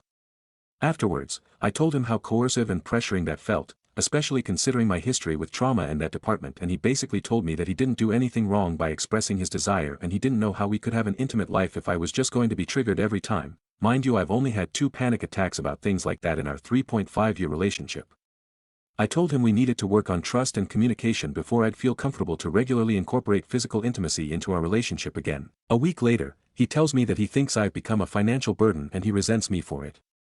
Now, up until this point he had put in a lot of work to convince me to be comfortable with him spending money on me at all. He would constantly tell me that this is a partnership, and since he makes 3 times what I do, he's happy to pay for dates, buy me coffee, etc. It took me years to be comfortable with that. Even now, I don't ask him for things, but if we are going out with his friends I do expect him to pay for me or allow me to stay home since I can't always pay for myself. Now, however, he's saying I'm a financial burden and entitled, even though he's never expressed discomfort with our dynamic. Money is something I'm super conscious of, and he knows I'm really sensitive about the idea of being a burden, so I apologized and told him I would be more communicative about funds before we did anything. The next day, he points out a $200 collection of books I'm looking at and asks if I want. I told him it wasn't something I had the money for, so I was just admiring it. He then tells me that he'll buy it for me if I give him a blow job. I tried to laugh it off, but he kept pushing it until I firmly told him no and to leave it alone. Later that night, he suggested that he'll start canceling Venmo charges he's made to me if I do sexual favors for him. I was completely floored. Not only did it really hurt that he would rather treat me, his fiancée, like a sex worker, no shade to sex work, than actually rebuild our intimacy, but it made me angry because it felt like he brought all of that money stuff up to try and manipulate me into doing this. When I told him it felt gross and manipulative, he told me he just thinks that if he gives me financial incentive, I'll be more inclined to say yes when I'm on the fence, or will at least pretend to want it. I've never felt more disrespected by my partner. It really feels like he doesn't see me as an equal at all anymore. Is this even worth coming back from? How could we repair this? At this point, he kind of feels like someone I don't know at all. Thank you so much for reading this and for any advice. Stories number 31. My friend who was cheating on her husband got SA by the guy she is cheating on with and his friends. I don't really know who to talk to about this. She can't tell her husband, nor she want to go to police cause it's gonna ruin her marriage and kids. She was cheating on her husband with a guy she met randomly on a bookstore. Recently she got invited to his place for usual stuff, where she got drugged and raped by him and his friends. She told me and begged me to not go to the police as this gonna ruin her life. They might have even recorded her, though can't tell from her confession. Her life is anyway nor going on right track. Maybe going to the police is much better option, but she is stubborn and I can't go to the police myself cause if I did and statements don't match, she will never tell me anything and have to endure all of this alone. Stories number 32. Aita for breaking up with my GF for suggesting an open relationship, and not letting her explain. My GF of about 5 years recently suggested an open relationship. I know what it is, but just in case I misheard, I asked her to elaborate, and yeah, pretty much what you would think. She wanted us to be able to have sex with others. I took a deep breath and said that we were done. I've seen stories about open relationships and know that there's no way in hell I'd ever want one. She tried to take it back, but I told her that the fact she had the nerve to even ask is a deal breaker. FYI, we had never done anything with another person, and I have never suggested any of it, so there's no way I ever gave her any hints. This is something I'd want. I didn't even listen to her and just ignored her as she kept trying to explain and apologize. I just packed some stuff and went to stay with my parents. She's been trying to call me, but honestly, I feel like asking for an open relationship is basically asking for permission to cheat. Update: Aita for breaking up with my GF for suggesting an open relationship, and not letting her explain. So I had to see her again at our old place, since a lot of my stuff was there. She did try to convince me again that she didn't mean it, and that she didn't need an open relationship. Honestly, reading the comments from my last post kind of helped me prepare for this TBH. I had an idea as to what to expect. I told her some things you just can't take back. Some questions just can't be unheard. She did try to convince me again, but honestly I ignored her as best I could. I just don't feel safe with her anymore. I don't feel comfortable staying with someone who even wants to explore this. Like the idea that she wanted to go out, and fuck others, come back and act like nothing happened genuinely makes my stomach drop. Like, she was 100% okay with that. I did some self-reflection, and ask, would I ever ask her something like that? No, I really wouldn't. I feel like some things just change the way you see people. I mean, if I told her I want her to get cosmetic surgery, she'd be hurt. I know she would. It's something fundamental in you, like you are not good enough for your partner. And they actively want to change you or your relationship. Ick. I am sad this happened, but I don't regret it. Stories number 33. Aita for telling my girlfriend she only grew up poor because her parents were selfish. My girlfriend frequently mentions how she grew up poor. How she didn't have this or that other kids had. How she never had new clothes or shoes and had to wear a lot of her brother's hand-me-downs. She often didn't have enough food to eat. The problem is that, while her parents are generally nice people, her parents are just very bad with money, spoil themselves, and do a lot of impulse buying. They are the types to buy something on credit now, and figure out how to pay for it later. Both her parents worked. Her mother made above minimum wage and her father was often a store manager at nice places. So their income was good, but they pissed through it. The mother didn't know how to cook. If she made anything it was a box meal like hamburger helper. Never any big meals from scratch to last all week. Most of the time though, they ate fast food every night because her mother didn't want to cook. My girlfriend has told me she used to beg for vegetables, even canned, but her mother said vegetables were too expensive and for rich people. Her mother just doesn't like them. Her mother only eats junk like snack cakes, cookies, chips, chocolates, etc. My girlfriend's father has OCD and is obsessed with vacations. Every year they'd go on 3 to 5 long and expensive trips. Only to get home to find the power was off because the bills hadn't been paid in months. My girlfriend needed serious dental work as a child and never got it because her parents needed a 5th vacation that year. If she got sick, she was afraid to ask to go to the doctor because her mother would yell at her about the cost, even though they had insurance. Every Christmas her parents get themselves something really nice and lavish, but give my girlfriend something really cheap or some random regift. all while saying how broke they are. They've drilled it into her head so much that they are broke since she was a child, that she believes it. My girlfriend is too blinded by her love for them to realize they have been lying to her for her entire life. Her parents also got a lot of money from other relatives passing away, and still get evicted from nearly every apartment they lived in for not paying. These were always cheap apartments in bad areas, never any place nice or expensive. During COVID, my girlfriend had a hard time finding canned cat food. I made a 5-hour trip, even out of state, and bought her all I could, with my own money. Should have been enough to well over 6 months, she told her parents, who also have a cat. The next weekend I was going out of town. While I was gone, her parents, who never have the gas to visit, somehow managed to visit and guilt her into giving them almost all of the cat food because they couldn't find it either, supposedly. Even though they live in a much bigger city. Anyway, we got in an argument the other night and she threw it in my face that I grew up with money and didn't know what it was like to be poor, even though she knows I did and had just as bad a childhood as she did. So I told her she didn't need to grow up poor and that her parents just spoiled themselves instead. Now she's mad at me. ETA, her parents also forced her to work from middle school through most of high school, usually under-the-table jobs due to her age, and kept all of the money she made, saying she needed to do it or else they'd have to move again or some other guilt trip. Meanwhile, her older brother never had to work at all. Edit 2, it's sad I have to even make this addendum. Yes. Only her mother cooked. The dad doesn't know how to cook at all. Not sure how his inability to make a dinner makes me sexist. Out of my whole post, that's the part a handful of y'all are choosing to hyperfixate on. Really, if anything, did you just glaze over how he worked in management? That usually means salaried, so way more than 40 hours. Based off that alone, not his inability to cook, means they would have eaten much later in the evening if he had to make meals after getting home. Especially with his wife getting off work hours earlier. My girlfriend has mentioned her father attempted cook about once a year and it was always awful. It's a running joke in their family about how awful he is at cooking anything, but that's not a relevant detail to a story about her parents taking advantage of and mistreating her. Take your issue with her father not cooking up with him and not me. TLDR, girlfriend's parents made good money but spent it all on themselves. Blowing it on luxuries like vacations, fast food, or whatever. While my girlfriend went hungry a lot and wore her brother's old clothes. In an argument I told her that her parents cared more about themselves and now she's mad. Stories number 34. Aita for calling out my kid's teacher for talking down to me. I was at my daughter's teacher conference. I was still wearing my work clothes, I am an electrician, and uniform is somewhat dirty. I start talking to me in a baby voice using very simple words and speaking slowly. Your daughter needs help with her math homework. Do you know what fractions are? I have accrued 60 college credits and I read all the time, but I guess since I fit the blue-collar mold I must be stupid. I kept my cool though and asked her if she always assumed the level of intelligence of parents based on what clothes we wear. She started getting defensive like she was only trying to be helpful and didn't mean anything by it.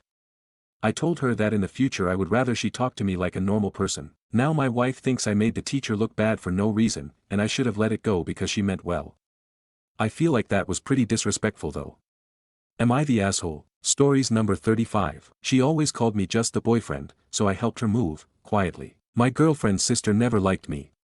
Every time we were around family, she'd say stuff like, you're just her boyfriend, not family, or don't get too comfortable. I let it slide for over a year because I didn't want to start drama. A few months ago, she needed help moving apartments. Nobody else was free, and she asked me. I said sure, showed up early, loaded the truck, even brought her a coffee. She was kinda shocked. When we finished, she just looked at me and said, I didn't think you'd actually show. I just smiled and said, yeah, I'm just the boyfriend of your sister, remember?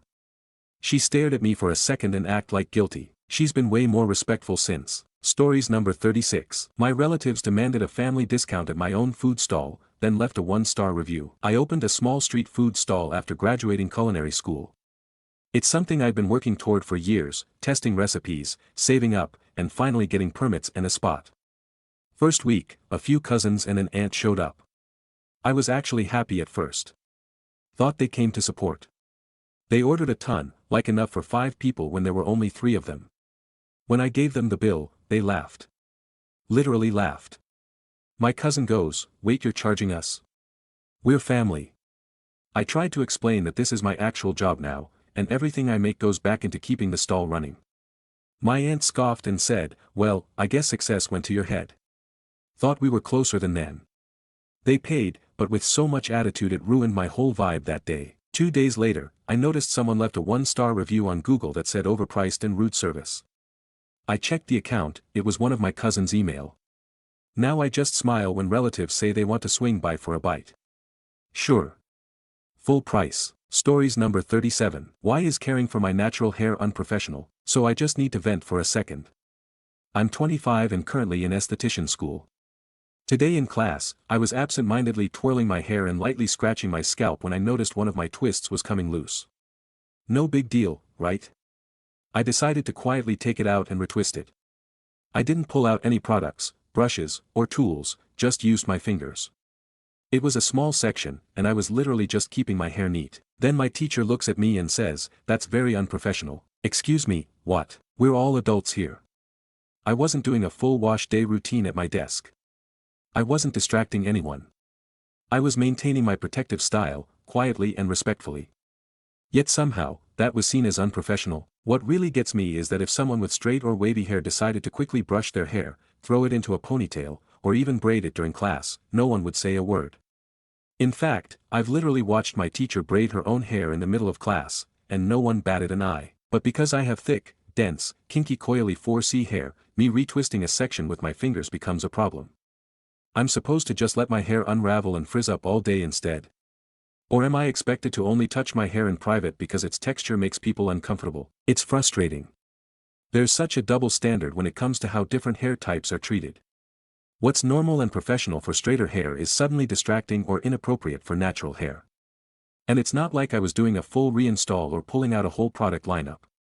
I just wanted to maintain my twist. Anyway, it rubbed me the wrong way, and I'm still thinking about it. It just feels like another example of how textured hair is policed in ways that other hair types never are. And honestly, that's messed up. Stories number 38. Entitled Neighbor Think My Backyard is a Puppy Playground. I live in a townhouse complex that includes small fenced-in backyards. I don't have any pets, but I like to garden and sit outside, so I actually use mine pretty regularly. One of my neighbors recently got a puppy and decided that my backyard was a better place for it to play. She came to my door and said to me, "Hi.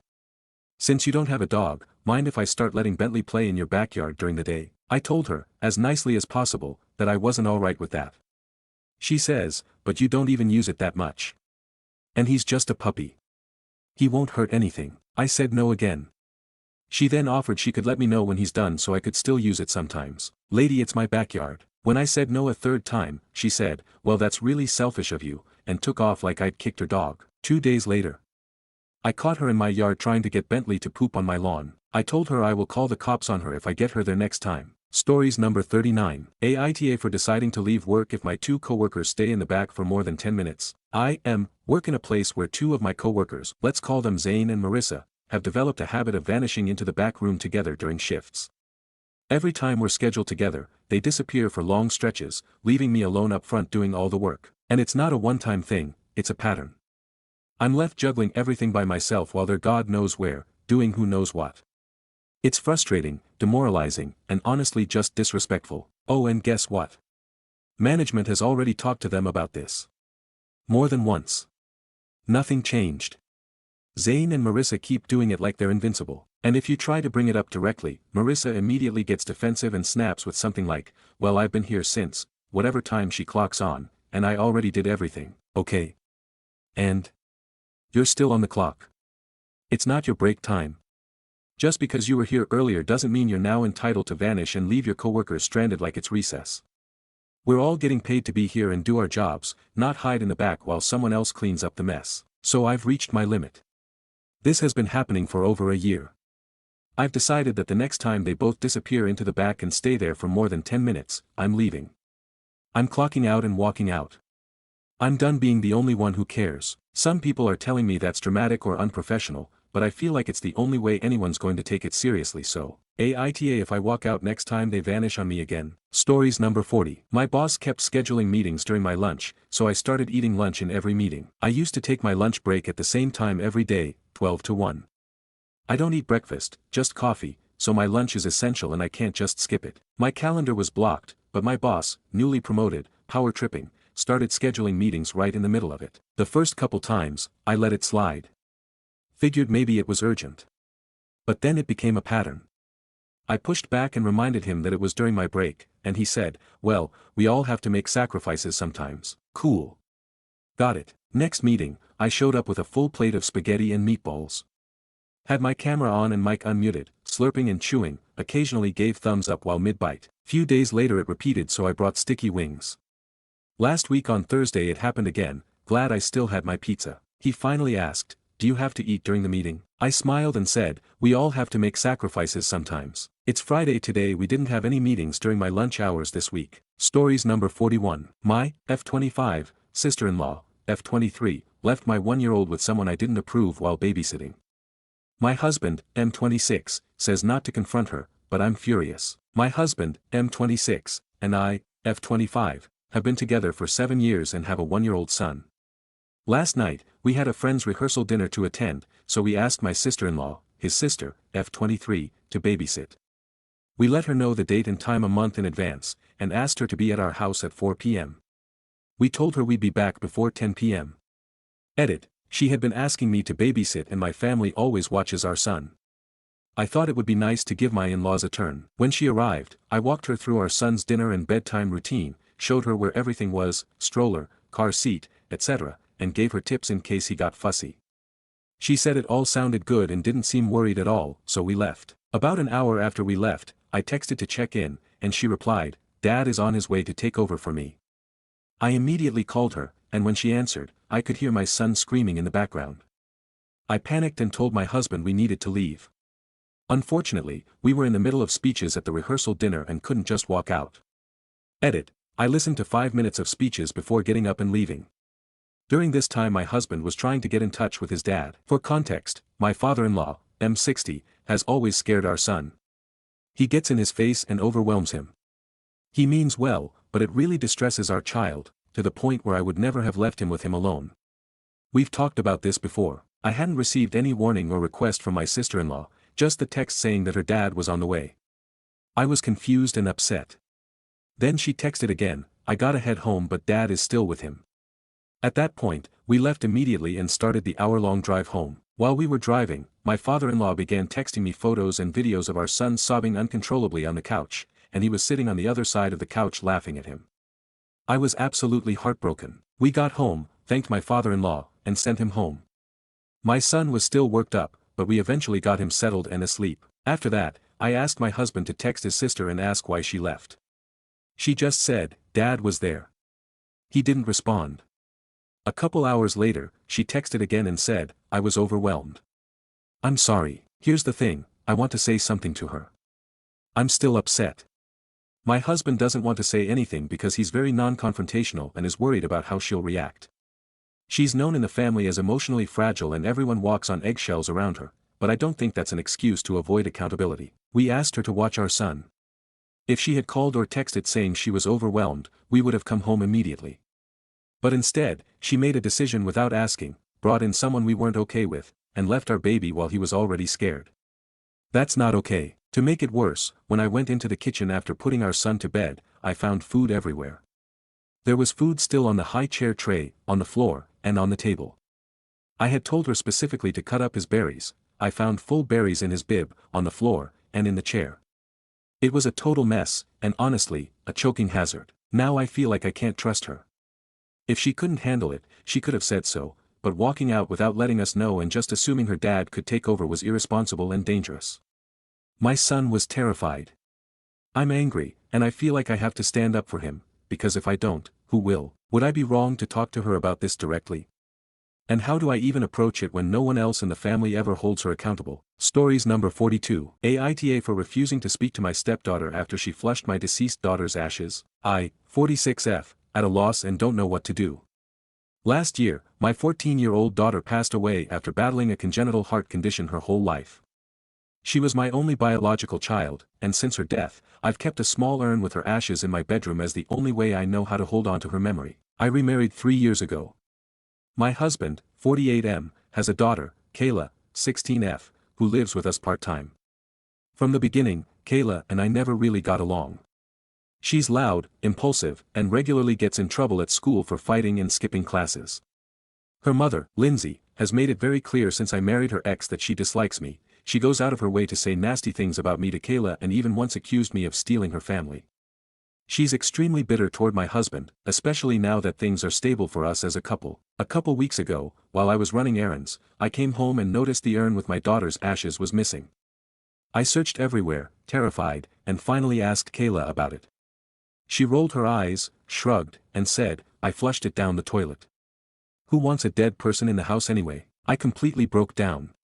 I've never screamed at anyone like that in my life. All I could feel was rage and heartbreak, her complete disrespect for my daughter's memory, and how coldly she did it. My husband heard the commotion and rushed in, but instead of comforting me, he immediately started making excuses for Kayla, saying she's just acting out and going through a hard time. He said it's just ashes, that I can't keep living in the past, and brought up how my grief has made it hard to connect as a family. To say I am devastated is an understatement. I told my husband I can't even look at Kayla right now and need space from both of them. Lindsay, Kayla's mother, texted me later that same day to tell me I'm selfish for ignoring her daughter over an accident and accused me of using my dead child for attention. My husband sided with them, saying I am blowing things out of proportion and choosing ashes over the living. I've barely even left my room these last days. My husband wants me to talk to Kayla and move on for everyone's sake. I can't forgive her, I can't look at her, and honestly, I don't want to be under the same roof as her right now. Apparently, I'm making everyone miserable and tearing the family apart by refusing to speak to Kayla. But I feel just as alone as the day I lost my daughter. Aita for refusing to interact with my stepdaughter. Update. First, thank you, truly, to everyone who reached out after my original post. I read every message, even if I couldn't respond. Your words meant more than you know. Unfortunately, right after I shared what happened, I was hit with a 3-day ban. Whether it was the details, the emotion, or someone reporting it out of discomfort, I don't know, but it only made everything worse. I was silenced at a moment when I was already feeling invisible and powerless. I even had a friend try to post an update on my behalf, but that got removed too. For those who missed it, I want to make sure the truth is heard now, because the truth matters. After I made that post, I still couldn't leave my room. I was emotionally paralyzed. My husband pounded on the door, yelling that I needed to get over it for Kayla's sake. He threatened to bring Lindsay over to straighten me out. A few hours later, both of them were downstairs, screaming like I was the problem, blaming me for everything, twisting my grief into something ugly. I felt completely trapped in my own home. Then Lindsay stormed in. She screamed that I was hurting Kayla and using my daughter's memory to gain sympathy. The cruelty in her voice, the way they tag-teamed their abuse, it broke something in me. I finally snapped. I screamed back, years of pain and rage pouring out of me. I told them exactly what I thought of their manipulation, their lack of empathy, their inhumanity. Lindsay shoved me. I reacted without thinking and pushed her back. And that's when my husband lost it. He grabbed me, threw me to the floor, and punched me in the face. Hard. Blood was everywhere. Lindsay cheered. Kayla watched, smiling like it was some kind of sick show. That was the moment I knew, none of them had ever loved me. Not really. Not even a little. And they sure as hell didn't care about my daughter. Somehow, I got up, still bleeding and in shock, and drove myself to the ER. I told the medical staff everything. They called the police. My husband was arrested at the house. He broke my nose. Later, I was told Lindsay and Kayla are also being investigated. And then came the part one never saw coming. All three, my husband, his daughter, and his ex-wife, are being charged with desecration of human remains. Apparently, my husband tried to take the blame to protect Kayla, but Lindsay cracked during questioning. She confessed, thinking it wouldn't matter. But it did. Now all three of them are facing real, serious consequences. Justice is finally at their doorstep. I'm safe now. I'm staying at a friend's house, recovering physically and emotionally. I've started divorce proceedings. I'm done with this family, the lies, the cruelty, the abuse. Done. Thank you again to those of you who saw me, who reminded me that my grief is not the problem. These people were. And if you're reading this and find yourself in a situation that feels impossible, please believe me when I say this, you are not crazy. You are not too sensitive. You are not overreacting. You deserve to be safe. You deserve to be believed. And you deserve to heal. I only wish I had realized that sooner, for my daughter, and for myself. Stories number 43. Coworker creates fake document to prove rule is stupid. Back in the mid-1980s, I worked for a company that made manufacturing equipment that ran on an internal network. I had to learn it to support it. They had recently rewritten the interface from the ground up, but the documentation was the earlier version, so I was kinda lost. I turned out to be proficient at writing documentation, so I volunteered to rewrite the doc as I was learning the system. In doing so, I discovered a strange appendix to the doc that got me incredulous, and then got me cracking up.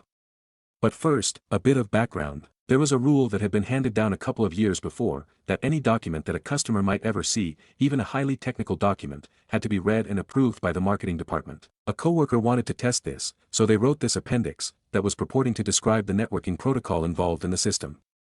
It was approved with no changes by marketing. What did it describe? A protocol called the TP protocol. Rather than being a 7-layer network, it could be implemented as a 2- or 3-layer network, each layer called a ply. So 2-ply or 3-ply. The messages were identical sized, and the end of message was called a perf. There was a potential issue to be fixed later, that a cancel character could cause it to pause until manually cleared. This was called sitting on the CAN. It went on from there similarly for several pages. I wish I could remember more. I saved a copy but I can't find it. Sigh. I left the appendix in with my version 2 manual after checking with my manager and him forwarding my doc to marketing. Stories number 44. And I thought proposing at someone else's wedding was bad. My dad, God love him, is shy, smart, and the biggest gossip I've ever met. He doesn't enjoy weddings or any big occasions, especially since Mum died last year. She was his social safety net for 40 years. He's only recently started attending events without her, which makes me very proud. He was invited to the wedding of an extended family member today and was dreading it, but I reminded him how messy that side of the family is and he couldn't resist the lure of potential drama. And wow, did he deliver. I was going to post screenshots of his texts, but I'd have to censor a lot of stuff about him missing Mum, so let's stick with text. Imagine my panic when I came out of a meeting to these messages. Message 1, good afternoon. Are you there? I am in the bathroom. Love you XX. Message 2, good afternoon. I need to speak to you urgently. Love you XX. Message 3, good afternoon. Is your phone not working? Love you XX. Side note, why are dads so formal in text messages? It's so cute. I texted back something like what is wrong, is at your heart. I tried calling, no answer. Message 4, good afternoon. I can't speak right now, I am socializing. At the event of the decade and it's not as painful as I thought. However, Uncle Jay used his father of the bride's speech to announce he is divorcing Auntie E. News to everyone, including possibly E. Drama. Love you XX. Yes, the father of the bride used his speech to say nice things about the bride and groom, wish them luck, and then sideline into the fact not all marriages last and he is initiating divorce proceedings against his wife of 30-odd years. 100% news to the bride and guests, possibly news to Auntie too. Although really, they should have called it quits years ago. They loathe each other. Dad is socializing, which I think means hunting out the tea so possible updates to comes. And we thought proposing at someone's wedding was bad. Divorcing is even worse. ETA, thank you for all the sweet words about my dad. He's the best. T update. Auntie E did not know. They are screaming at each other in the car lot. Bride is terrifyingly positive and refusing to talk about it. I think she might snap, says Dad. You think? Questions I have tasked Dad with finding out include 1. Why now? 2. Did Uncle Jay mean to do it or was he smashed? 3. Are they going to stay for the whole evening? Please add any additional questions as needed. I've told Dad I'm talking to a very small group of friends online, a white lie, and after reassuring him that nobody will find out he was the gossip, he is delighted. Stories number 45. My daughter thinks her dad died a hero. He didn't. He was drunk. We had fought that night. I told him if he got in the car, I'd call the cops. He laughed. Dared me. She was only 4. Sleeping upstairs. He got in the truck, peeled out of the driveway, and crashed into a concrete median 10 minutes later. I told her he was trying to help someone. That he died protecting a family of ducks. That he was a kind man who made a mistake. I even planted flowers at the spot, made it look peaceful. But the truth is, he was drunk, angry, and speeding. And I was the last person he screamed at. I kept the toxicology report. She's 10 now. One day, she might find it. But for now, she believes in the good version of her dad. I think that's the only gift I can still give her. Stories number 46. I pulled off the impossible for my hotel, and no one even noticed. I'm not someone who usually shares stuff like this, but lately, the weight of it all has been sinking deeper than usual. I work as a procurement manager for a hotel brand. It's not glamorous, there are no Pinterest boards for sourcing commercial, grade toilet paper that doesn't feel like sandpaper, or emergency bulk orders of pool towels because someone at corporate decided to run a summer splash promo without telling anyone in operations. This past month, we had a make, or, break inspection from higher-ups, surprise, of course. The GM tossed last-minute preferences at me like I was a mind reader. Get me dimmable lights for the ballroom, but they need to be cool white and motion, sensor compatible. Cool. Just the kind of thing that's impossible to source in 2 days without selling your soul or waking up your supplier in a different time zone. Still, I pulled it off. I worked 16-hour days for a week straight. Called in favors I've been saving for literal years. Smoothed over a linen delivery that went to the wrong city. Got 3 custom lobby centerpieces shipped overnight at a price that made my credit card sweat. And you know what? The inspection went flawlessly. The GM got a pat on the back. Department heads got a celebratory dinner. I got nothing. Not even a nod. No thanks, no email. Just the next purchase order slapped on my desk like none of it had happened. I don't need parades or plaques. But damn, it stings to put so much of yourself into something, to juggle fire behind the scenes so others can shine, and feel like you're completely invisible. I know I'm good at what I do. I just wish someone would look past the invoices and realize I'm not a machine. I care. I bend over backwards. I try. And today, it feels like none of that means anything to anyone but me. Thanks for reading. Just needed to get that off my chest. Stories number 47. Bought a new house, neighbor blocks our driveway. I see a lot of people mentioning why we didn't do something sooner. When I say we just moved in this past Monday. We haven't even been at the new house for a week.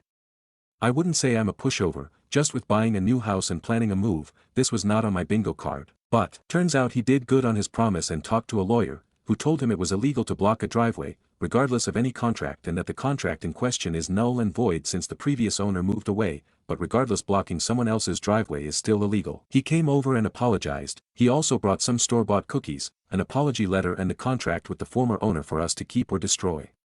I think this is a nice olive branch for the situation. He wants to start over again and welcome us into the neighborhood. I'm hoping we can turn the corner and start anew with our new neighbor. He seemed pretty embarrassed and genuinely seemed sorry. He's an older guy, so maybe he just didn't know the laws or isn't good with change. He has egg on his face. Hopefully we can just enjoy being each other's neighbors in the meantime, and maybe one day this will just be a funny story. Anyways, definitely an interesting way to be greeted into the neighborhood. Okay, so this is pretty straightforward but not really sure where to go or what to do. Just bought a new house, how exciting. Our realtor told us to expect some surprises. Here is our first and major surprise, our neighbor likes to park and block our driveway. He seems to be an avid car collector and has quite a few. We didn't really notice it because I guess he parks his daily driver in front of our driveway. So when we were touring the house and whatnot, he was away at work. We've noticed the issue when we need to leave our driveway for work and his car is blocking us in. We've knocked on the door and had a few discussions with him about how that's not acceptable, and he's busted out a handwritten contract that he had with the previous owner stating that it was okay for him to block her driveway. He let me read the contract and it does state that he can block our driveway from the hours of 8 p.m. to 8 am every day of the week. The previous owner was an elderly woman who did not drive, so I can imagine it was not an inconvenience to her. He's threatened us with legal action and told us that because he has a contract he can legally park there. I don't think that's true. Also, I'm aware that we have to live next to this man for the next handful of years, and I want to approach this situation delicately without necessarily getting the courts involved, but I just would like to know what my rights are. I think because the contract was with the former tenant, it's null and void. Any idea how to make peace with our new neighbor and still have the ability to pull in and out of our driveway? I'm kind of at my wit's end, so any advice is majorly appreciated. To summarize, bought a new house. Stories number 48. Aita for charging my roommate for the food I cook for my own. I've always been pretty good at cooking on a tight budget. As a broke student I literally have no choice. I meal prep every Sunday. I budget out my groceries to the dollar and often rely on discount stores. Over the last month, she started helping herself to my meals. At first it was just a "Hey, can I have a little bit?" here and there, but now I notice full containers gone. When I mentioned it, she'd say stuff like, "Sorry, I was starving and your food smells amazing," or "I'll get you back," but she never did, lol. So last week, I labeled everything and sent her a Venmo request for what she ate. She was pissed, saying I was being petty and we're both broke so I should understand. I told her I literally can't afford to feed 2 people and if she wants my food, she needs to pay for it. She hasn't talked to me since, and now some mutual friends are saying I was harsh and could have handled it better instead of billing her like Uber Eats. I honestly don't know.